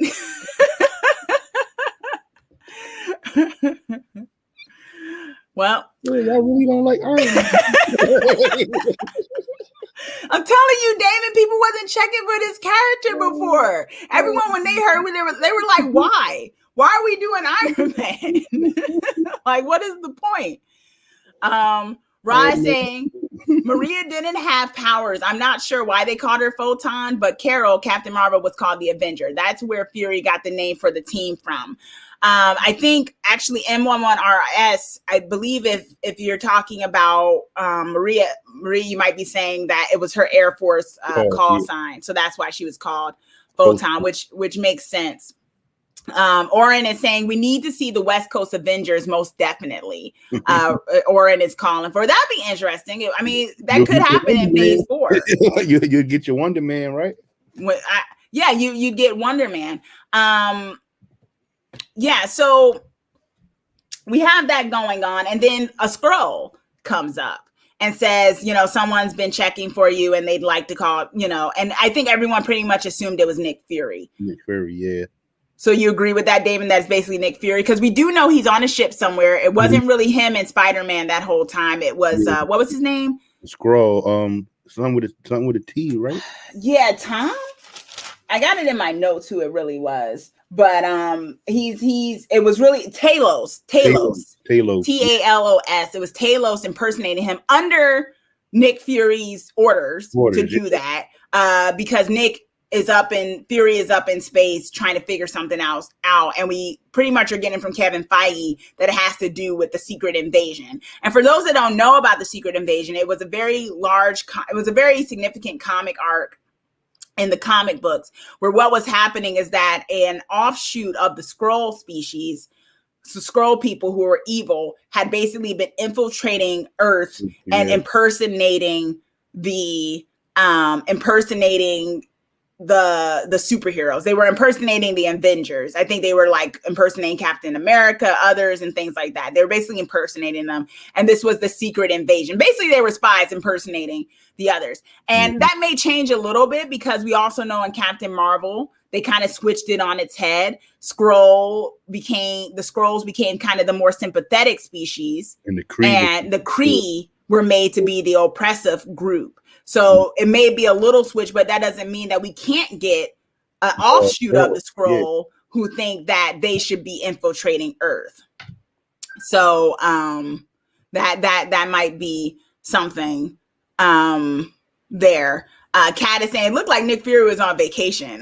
He might have been. He might not have been investigating anything. He was like, I need a break. So does that mean when he was on that ship and they showed that hexagon figure, was that supposed to be Westview he was looking at? It might have been. Maybe that was the connection. Maybe Nick had been looking at the hex up in space and seeing that was Wanda. So I'm a little bit more Iron Man love going on in this chat. Bannon is saying, I would like to point out, I liked how they showed Billy using magic, but it wasn't chaos magic like his mom, but regular magic. He had his own magic, not his mom, showing he was more real.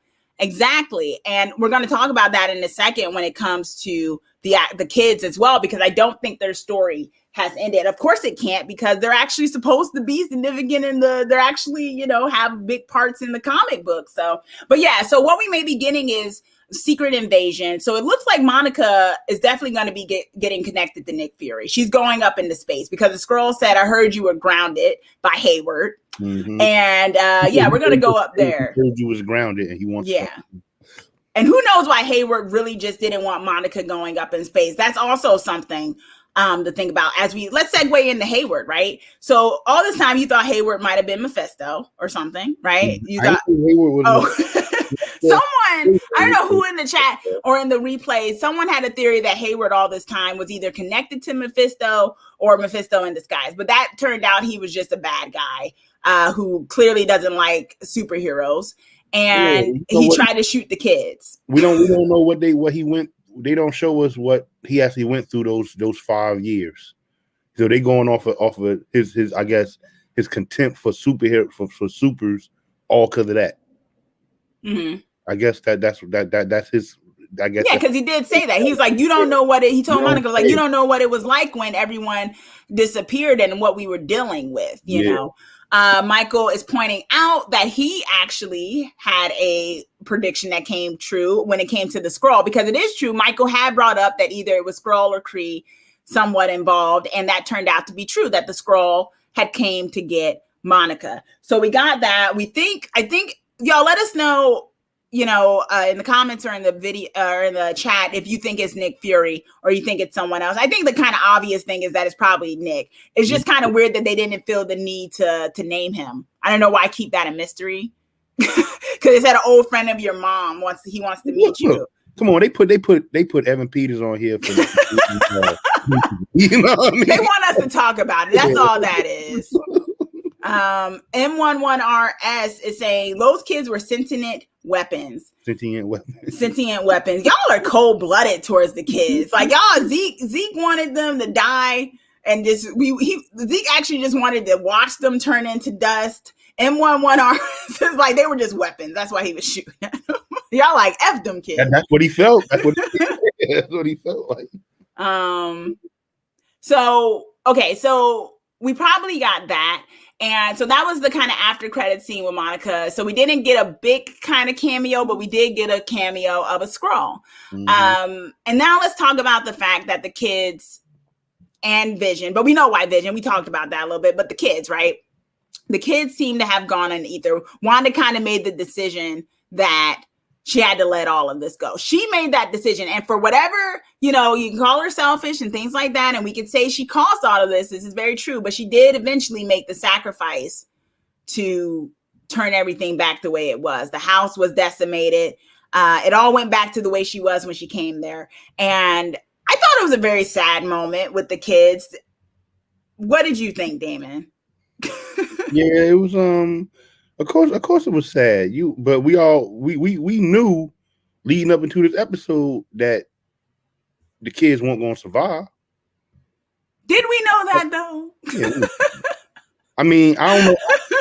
Honestly, I hope they were gonna survive. Yeah, I mean, they made us like them in the show. They were all fighting and stuff like that, and then it's like that's it. If you go by the what's her name was saying, her being her having been the master of instantaneous creation or whatever. Yeah. I figured that maybe they could have worked it in there somehow, that they would have been that she could have kept them alive. It didn't work out that way. And what they didn't do was connecting to Mephisto at all. There was no connection to Mephisto, and the idea that those kids were a part of his being. They just were basically made them so that they were created in this particular point. It's out again. Yeah. Ra is also, I feel like everyone's pointing out how they were right in different aspects. So I'm going to give y'all due and let y'all know. Ra was saying, I like to point out that I've said Mephisto wasn't involved this whole time. Yes, very true, Ra. We got to give Ra the point. I don't know. No, you can't hold on. Times I don't know. Damn it, I don't remember that, Ra. I feel like you agreed with me a few times. Somebody was with me. I don't know who it was. I wasn't the only one. Damon, I was not the only one saying it was Mephisto. Some of y'all are trying to act like got amnesia in these comments.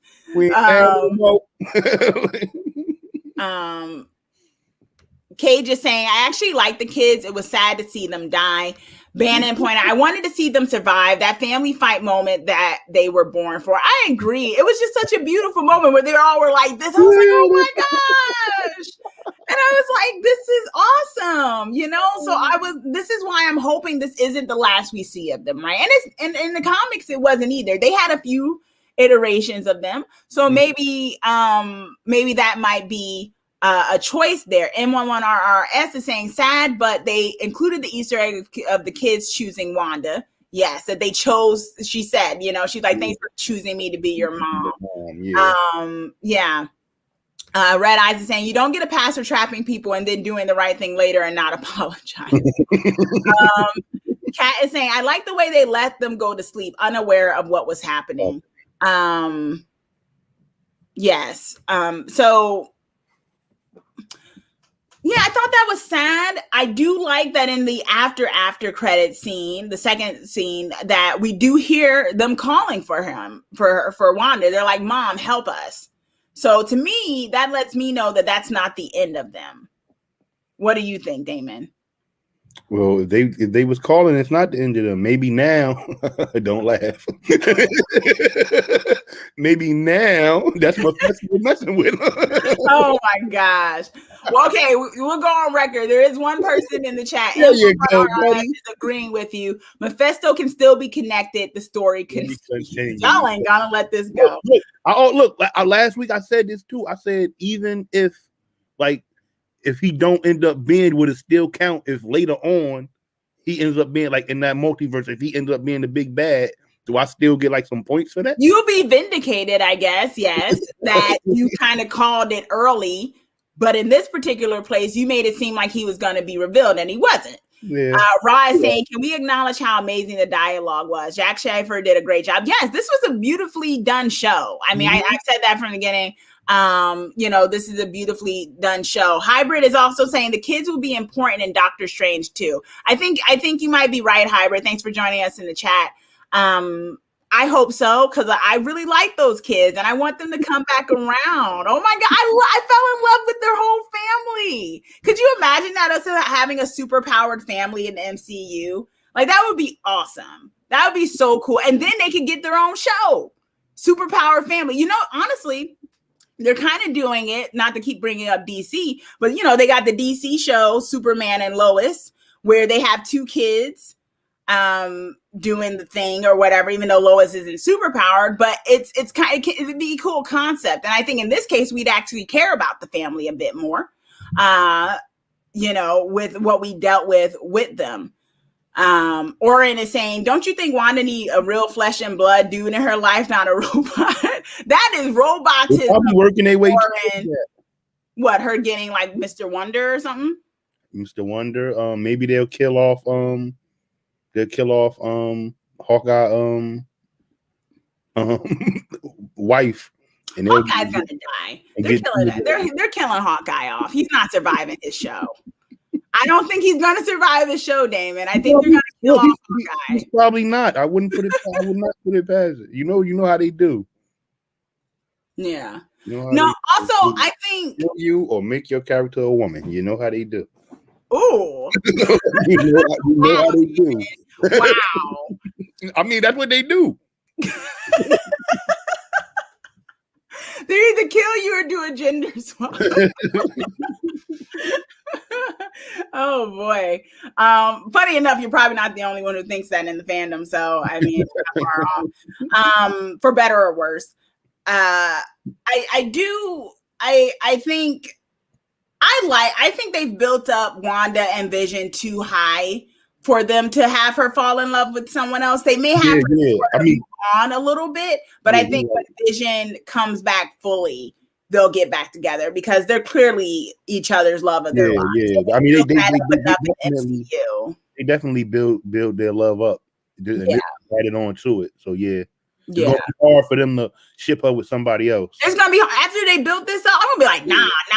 To me, that'd be the equivalent of like how they did the Hulk, and for whatever reason, Widow. And I was like, where is this? Where's Betty? Like, what are y'all doing? I guess they don't own the rights to Betty. Maybe they don't own the rights to Betty. Maybe they just got Hulk, so they needed to just put him with somebody. Mm-hmm. But, that's also the kind of the thing, a little weird thing with MCU. They don't always do romance all the time. That much. Back.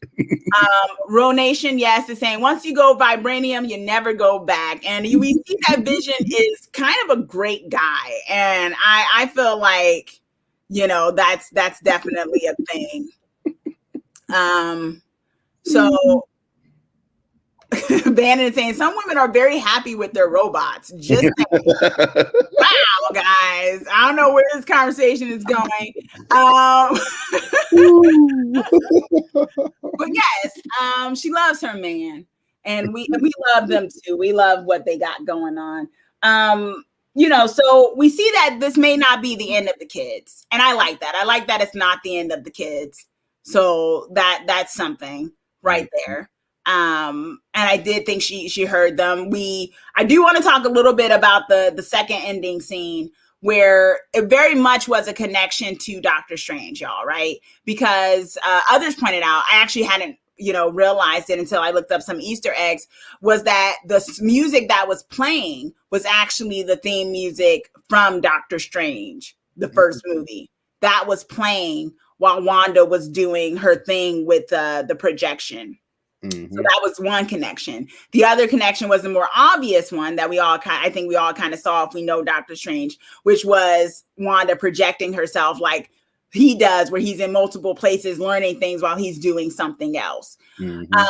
I think the question is, and let us know in the chat and also on the replay, y'all, do you think that when we get her in Doctor Strange, that there is going to be kind of a face-off a little bit? I think eventually Wanda will become an ally, but I do think there might be an aspect of perhaps she is... he might not trust it at first, right? Because he is about keeping the Earth safe. And the question is, if he also knows about the Darkhold and stuff, he may be a little bit like, can we trust that you can hold these powers? Yeah. I mean, they got to know each other. They fought on the same side against Thanos. Yes, they did. But he didn't know who she actually was. brought her there, though. Yeah. I think the other question is, do you think we'll get something similar to like how when Iron Man and Captain America kind of had the split of the use of magic, that we might get that a little bit with Doctor Strange and that whole world of the supernatural. Well, some people will be like, maybe Wanda's on the side of, I can wield my magic the way I want to. And maybe Doctor Strange is more along the lines of, no, there are rules. There are certain things you're not allowed to do. So maybe neither of them are evil, but they are both on the different side of the moral ground, in the sense, kind of how Iron Man and Captain America had their split. Maybe, possibly, but him and the guy that I can't remember the character name, but I can't remember the actor's real name either. It's so hard to pronounce. But the guy Bender. No, not him. Not him. The other one, the black guy in the movie. And Doctor Strange? Doctor Strange, yeah. Oh, no, I don't remember. Let us know in the chat, y'all, if y'all know. He was the one that's when he found out that that their master was actually using some of the dark he the moral thing with him, he couldn't understand how she could do that. Mm-hmm. Tell them one thing but be doing another.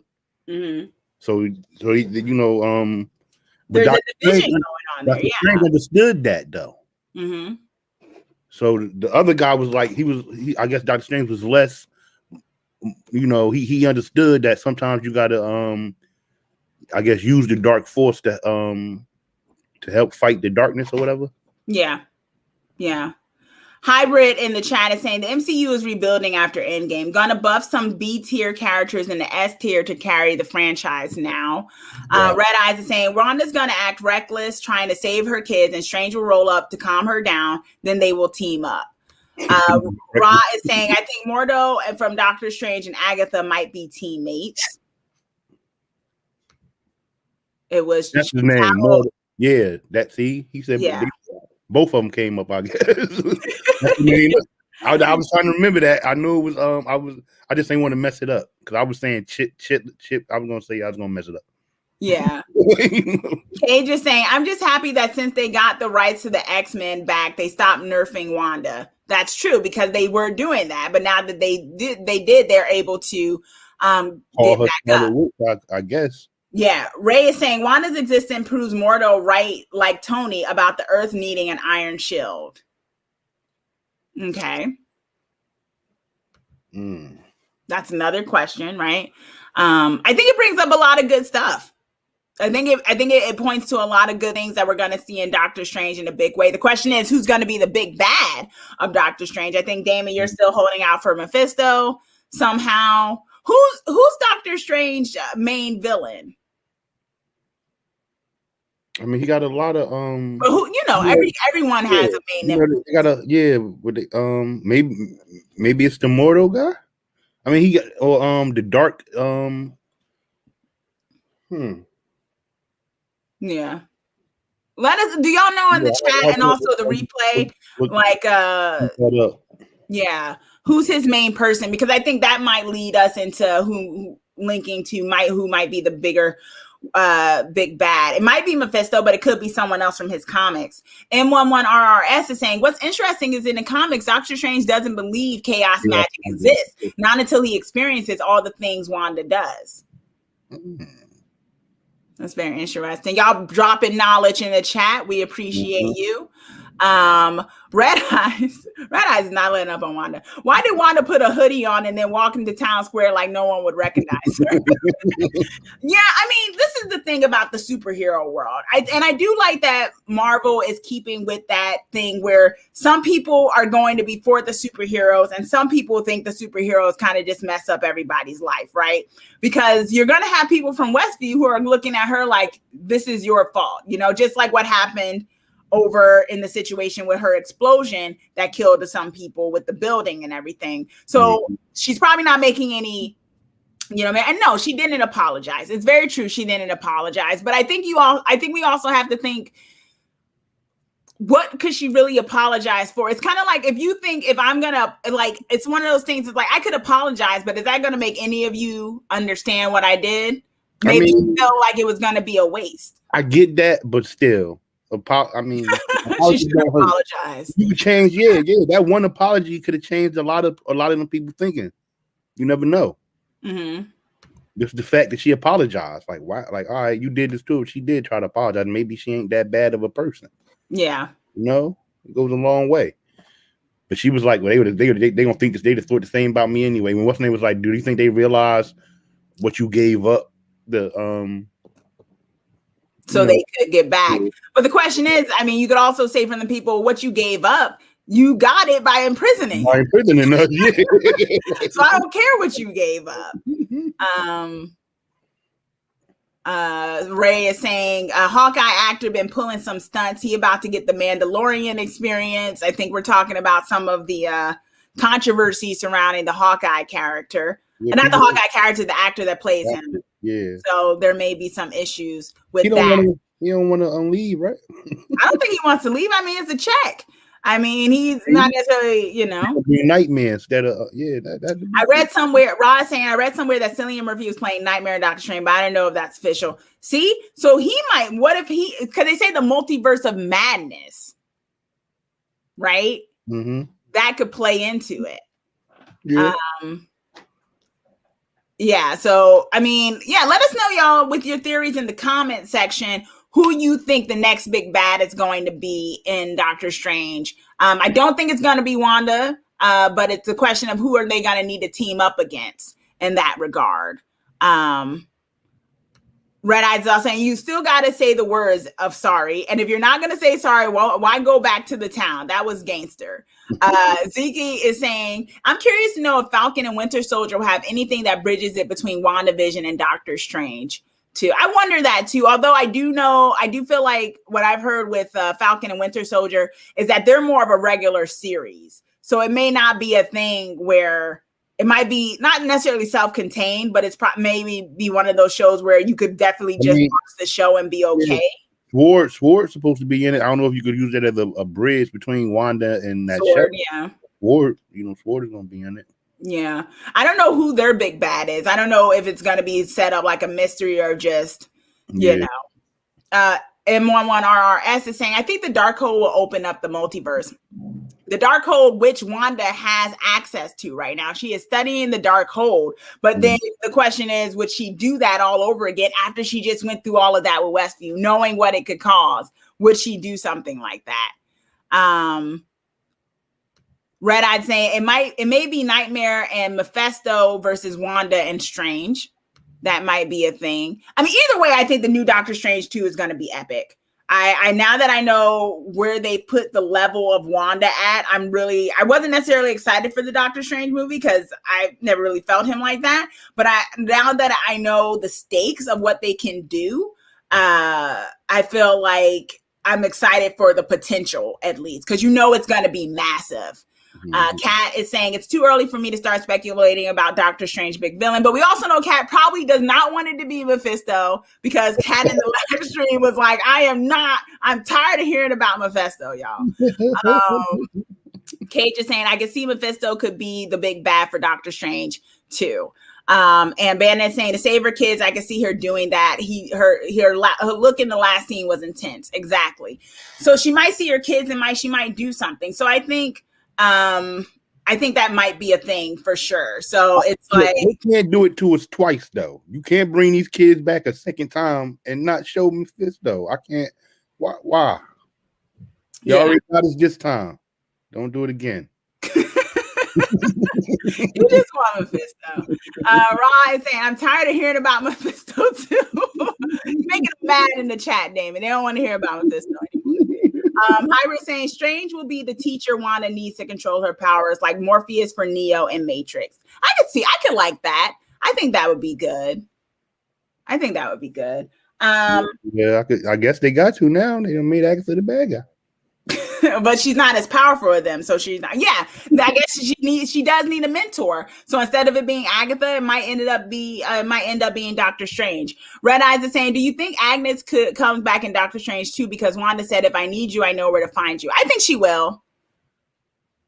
Bannon is actually bringing up the fact that maybe it might be the God that wrote the book. It could be that comes back. That would be a twist. And the Elder Gods were all about madness.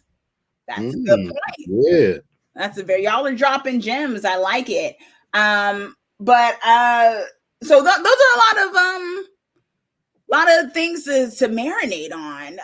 We know our first movie that we're getting of the MCU, I guess, is going to be Black Widow first. I thought what's the name? It's gonna be okay. It's gonna be Shang-Chi, right? Yeah. That's his name, Shang-Chi. But timeline-wise, it should have been Black Widow because she kept getting pushed back. So I think they actually are going to release Black Widow before Shang-Chi, right? Either way, I don't know. I feel like they kind of have to release it. I would hope so. I would hope so. And I'm guessing a lot of the things that happen in those movies will determine what's going to go on in Doctor Strange 2, because that doesn't come out to 2022. And we actually have, I believe, 3 MCU movies coming out before Doctor Strange 2 comes about, right? Go ahead, Damon. I was say I think I heard something about the not Scarlett Johansson Black Widow, but I guess that's her sister or something. Her sister, yeah. Might be in the Falcon, some one of the episodes of the Falcon and the Winter Soldier. So yeah. So maybe they got to show this movie. Got to show that movie first. Yeah. That may be a thing. Red Eye saying, does the Detective Wu get a spin? I want Detective Wu to get a spin-off. I hope he is all up in the MCU. What is he, a detective or he an FBI agent? He's FBI agent. I would love for him to be all up in the MCU. He'll kind of become our Coulson, right? Coulson was the one from the first phase that was everywhere. And I feel like they may be doing that with Wu. I was going to say... I thought that maybe Sword would have had a little bit more pull than the FBI. I guess not. Maybe not. I guess not. Maybe they work together. I guess not, right? Since he was able to come in and get Hayward arrested. So there's that. But I was saying that there's going to be 3 movies before we get Doctor Strange. We got to get the Black Widow one out of the way. We're going to have to get Shang-Chi, which I think that plot is more so just an origin plot of him. So who knows if it takes place in the current timeline, or maybe it might be more of those things, kind of like Captain Marvel was. Which was Captain Marvel took place in the 90s timeline wise.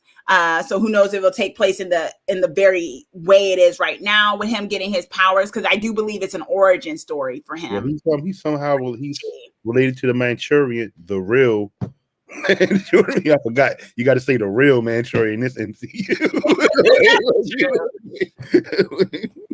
and then we have the Eternals that are coming out with Angelina Jolie and others, and Salma Hayek and others. So that's coming out too. So we'll also have to see what happens in the Eternals and how that plays into it. So, so that's a thing. Ziki is saying, only way I see Mephisto involved in Doctor Strange 2 is if he tries to make a deal with Wanda to get her kids back. Roz pointed out Black Widow is supposed to come out May 7th unless they caught before they change it again. So yeah. What's the name? When what's the name coming? Yeah, it's coming out in June, right? Yeah. Shang-Chi, June or July, right? I think it's like June or July. No, because I think Eternals comes out after him. Eternals might be in November, actually. Yeah. So you might be right there. Shang-Chi is coming out July 9th. Eternals comes out November 5th. And Black Widow comes out May 7th. So that's where we're at. Kat Harlem is saying, overall, I really enjoy WandaVision. My mistake was watching too many YouTube reviews. All the theories about Mephisto, mutants. Well, I hope, Kat, that you enjoyed ours as we talked about stuff. We got in deep with stuff, but all of you did too. So it wasn't just us. Michael points out White Vision Agatha are receiving their own Funko Pops. I will definitely be trying to get an Agatha Funko Pop. And Bannon say, will be good to see that since I don't really know anything about him. Hope they don't ruin the Eternals because I always found them interesting.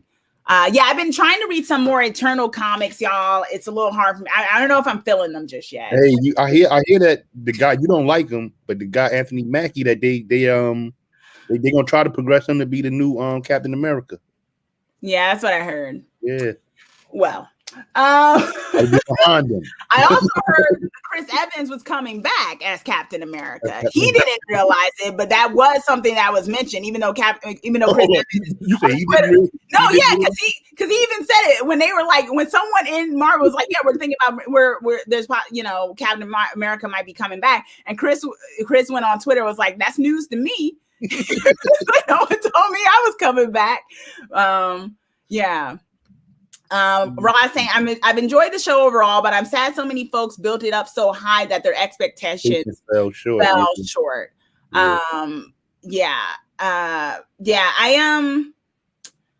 I definitely agree. And I think that's what happened with the final one, where we all had so many theories and stuff like that. I mean, it was the exhilaration of a weekly show, but it was also kind of like, it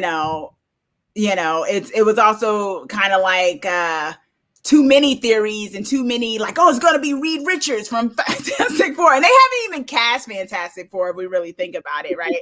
Like, they haven't. So it's like, how were we going to get Reed Richards in Fantastic Four? They was building us up, just fooling around with us. I mean, we were kind of souping ourselves up too. We had so many. I think the audience too, but I think it also shows just how much all of us have been starved for a weekly show where we don't have to binge it all and it's not all given to us, and we can sometimes think about what things are happening and stuff. Ray is pointing out Falcon and Bucky are still fugitive. They are on the run. Wanda and Vision are just too OP for the government to try them to get caught. I think that's what you're trying to say, right? Try them too hard. Yeah. Yes, man. And this did bring out the difference between binging a show and watching it weekly again. Still not sure which way I like best. I think it depends on the show. But yeah, overall, y'all, this has been such a awesome journey with you all doing this show. I had so much fun talking WandaVision and slicing into these stories with you all, and for all your support from the super chats to the regular chats to the commentary in the comment section, which I still am going to be looking at, y'all. So comment and let us know, when it comes to your thoughts on what the future of the phase 4 is going to look like. And things like that. A few announcements before we close it out completely is that on March 20th, for those of you who are also DC fans and will be watching the Snyder Cut, on March 18th, Damon and I will be doing a live spoiler talk show. Don't worry, I'll give you a regular spoiler-free review as I normally do earlier in the week, but we're going to be doing a live show talk for those who want to talk about what it means for you DC people, what that means and stuff like that. And then that will be the launch of Fried Disciples, y'all. Which is Damon and Michael Damian's, my boyfriend and my brother, their YouTube channel, which for those of you who are connoisseurs of a certain herb may be interested in, but they will also be talking TV shows and stuff. And they will actually be covering Falcon and Winter Soldier over on their channel, which will be going live soon. So I can show you all the link to that, in a couple of days. But they're going to be doing that. But the way to kind of start that off is on my channel. We're going to be talking Snyder Cut. And I want y'all to be there because I got to talk about Snyder Cut and everything when it comes to the DC. And later today, for those of you who have heard that we might have a Black Superman on our hands, I have a video coming out where I talk about why I don't actually think that's a good idea.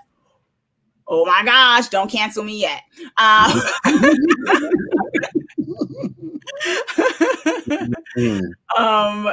Don't cancel me yet, y'all. But I got my reasons. So that video is coming out later today. But yeah, check out Fried Disciples when they do Falcon and Winter Soldier. Damon and I will probably be back once we do. I'll probably be doing Loki on my channel here. I'll be talking about Loki. They'll also be talking about Cobra Kai for those of you who are interested. All things with the connoisseurs of a certain herb on that channel as well, for those of you who get what I'm talking about. They'll be talking about that. Kat is asking, should I watch Justice League before the Snyder Cut? You don't have to, in a way. I will be talking about the comparisons and stuff. No, I rewatched it. You just watched it, right? I rewatched it just so I could compare it. I did rewatch. If you want to compare it, but I do think the Snyder Cut it's going to be a movie on it all of itself. Well, it's the whole extra 2 hours. So it's 4 hour. It's the Snyder Cut is rumored to be about 4 hours, y'all. So we're gonna dig deep into it. I'm gonna do a spoiler-free review before that, but the spoiler talk, because I think we're gonna have to, and what it means for the DC cinematic universe going forward. But I would say, Kat, you probably don't have to watch the one if you, I mean, I'm not going to do super heavy on the comparison, but yeah, that's going to be a thing.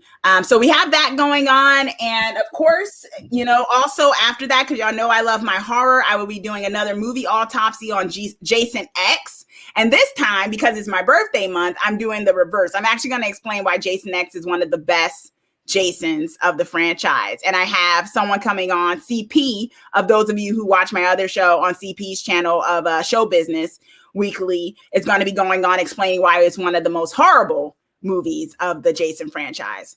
So Jason X, was that the one in space? Yeah, Jason X is one. And I'm gonna defend, because you know, usually on my movie autopsy I talk about why a movie ain't that great. I'm actually gonna defend Jason X in this movie autopsy. So if y'all want to come and give me some support or just disagree with me, that'll be happening on March 26th. But yeah, thank you all so much for joining us, and let's wish Damon another happy birthday. He's an old man, 10 years older than me. But we love him still. And so, yeah, I know, y'all, it's a very bold statement that Jason X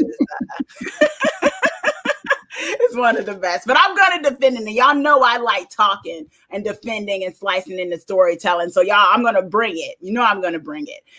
But thank you all for joining us. This was 2 hours, y'all, but we had to do it because it was the series finale and so many things to talk about. But thank you all again for joining us. We'll see you next time on the next series that we do, or the next live stream, and we'll let you know about it when it is dropping. And you know, just pay attention to those dates I gave, but I'll also let y'all know closer to those about the live streams and the videos. But thank you again, and be sure to give this video a thumbs up if you haven't already, and subscribe if you haven't already, and that way you know all the videos that are coming out. And thank you so much, y'all. You're truly appreciated. Thank you.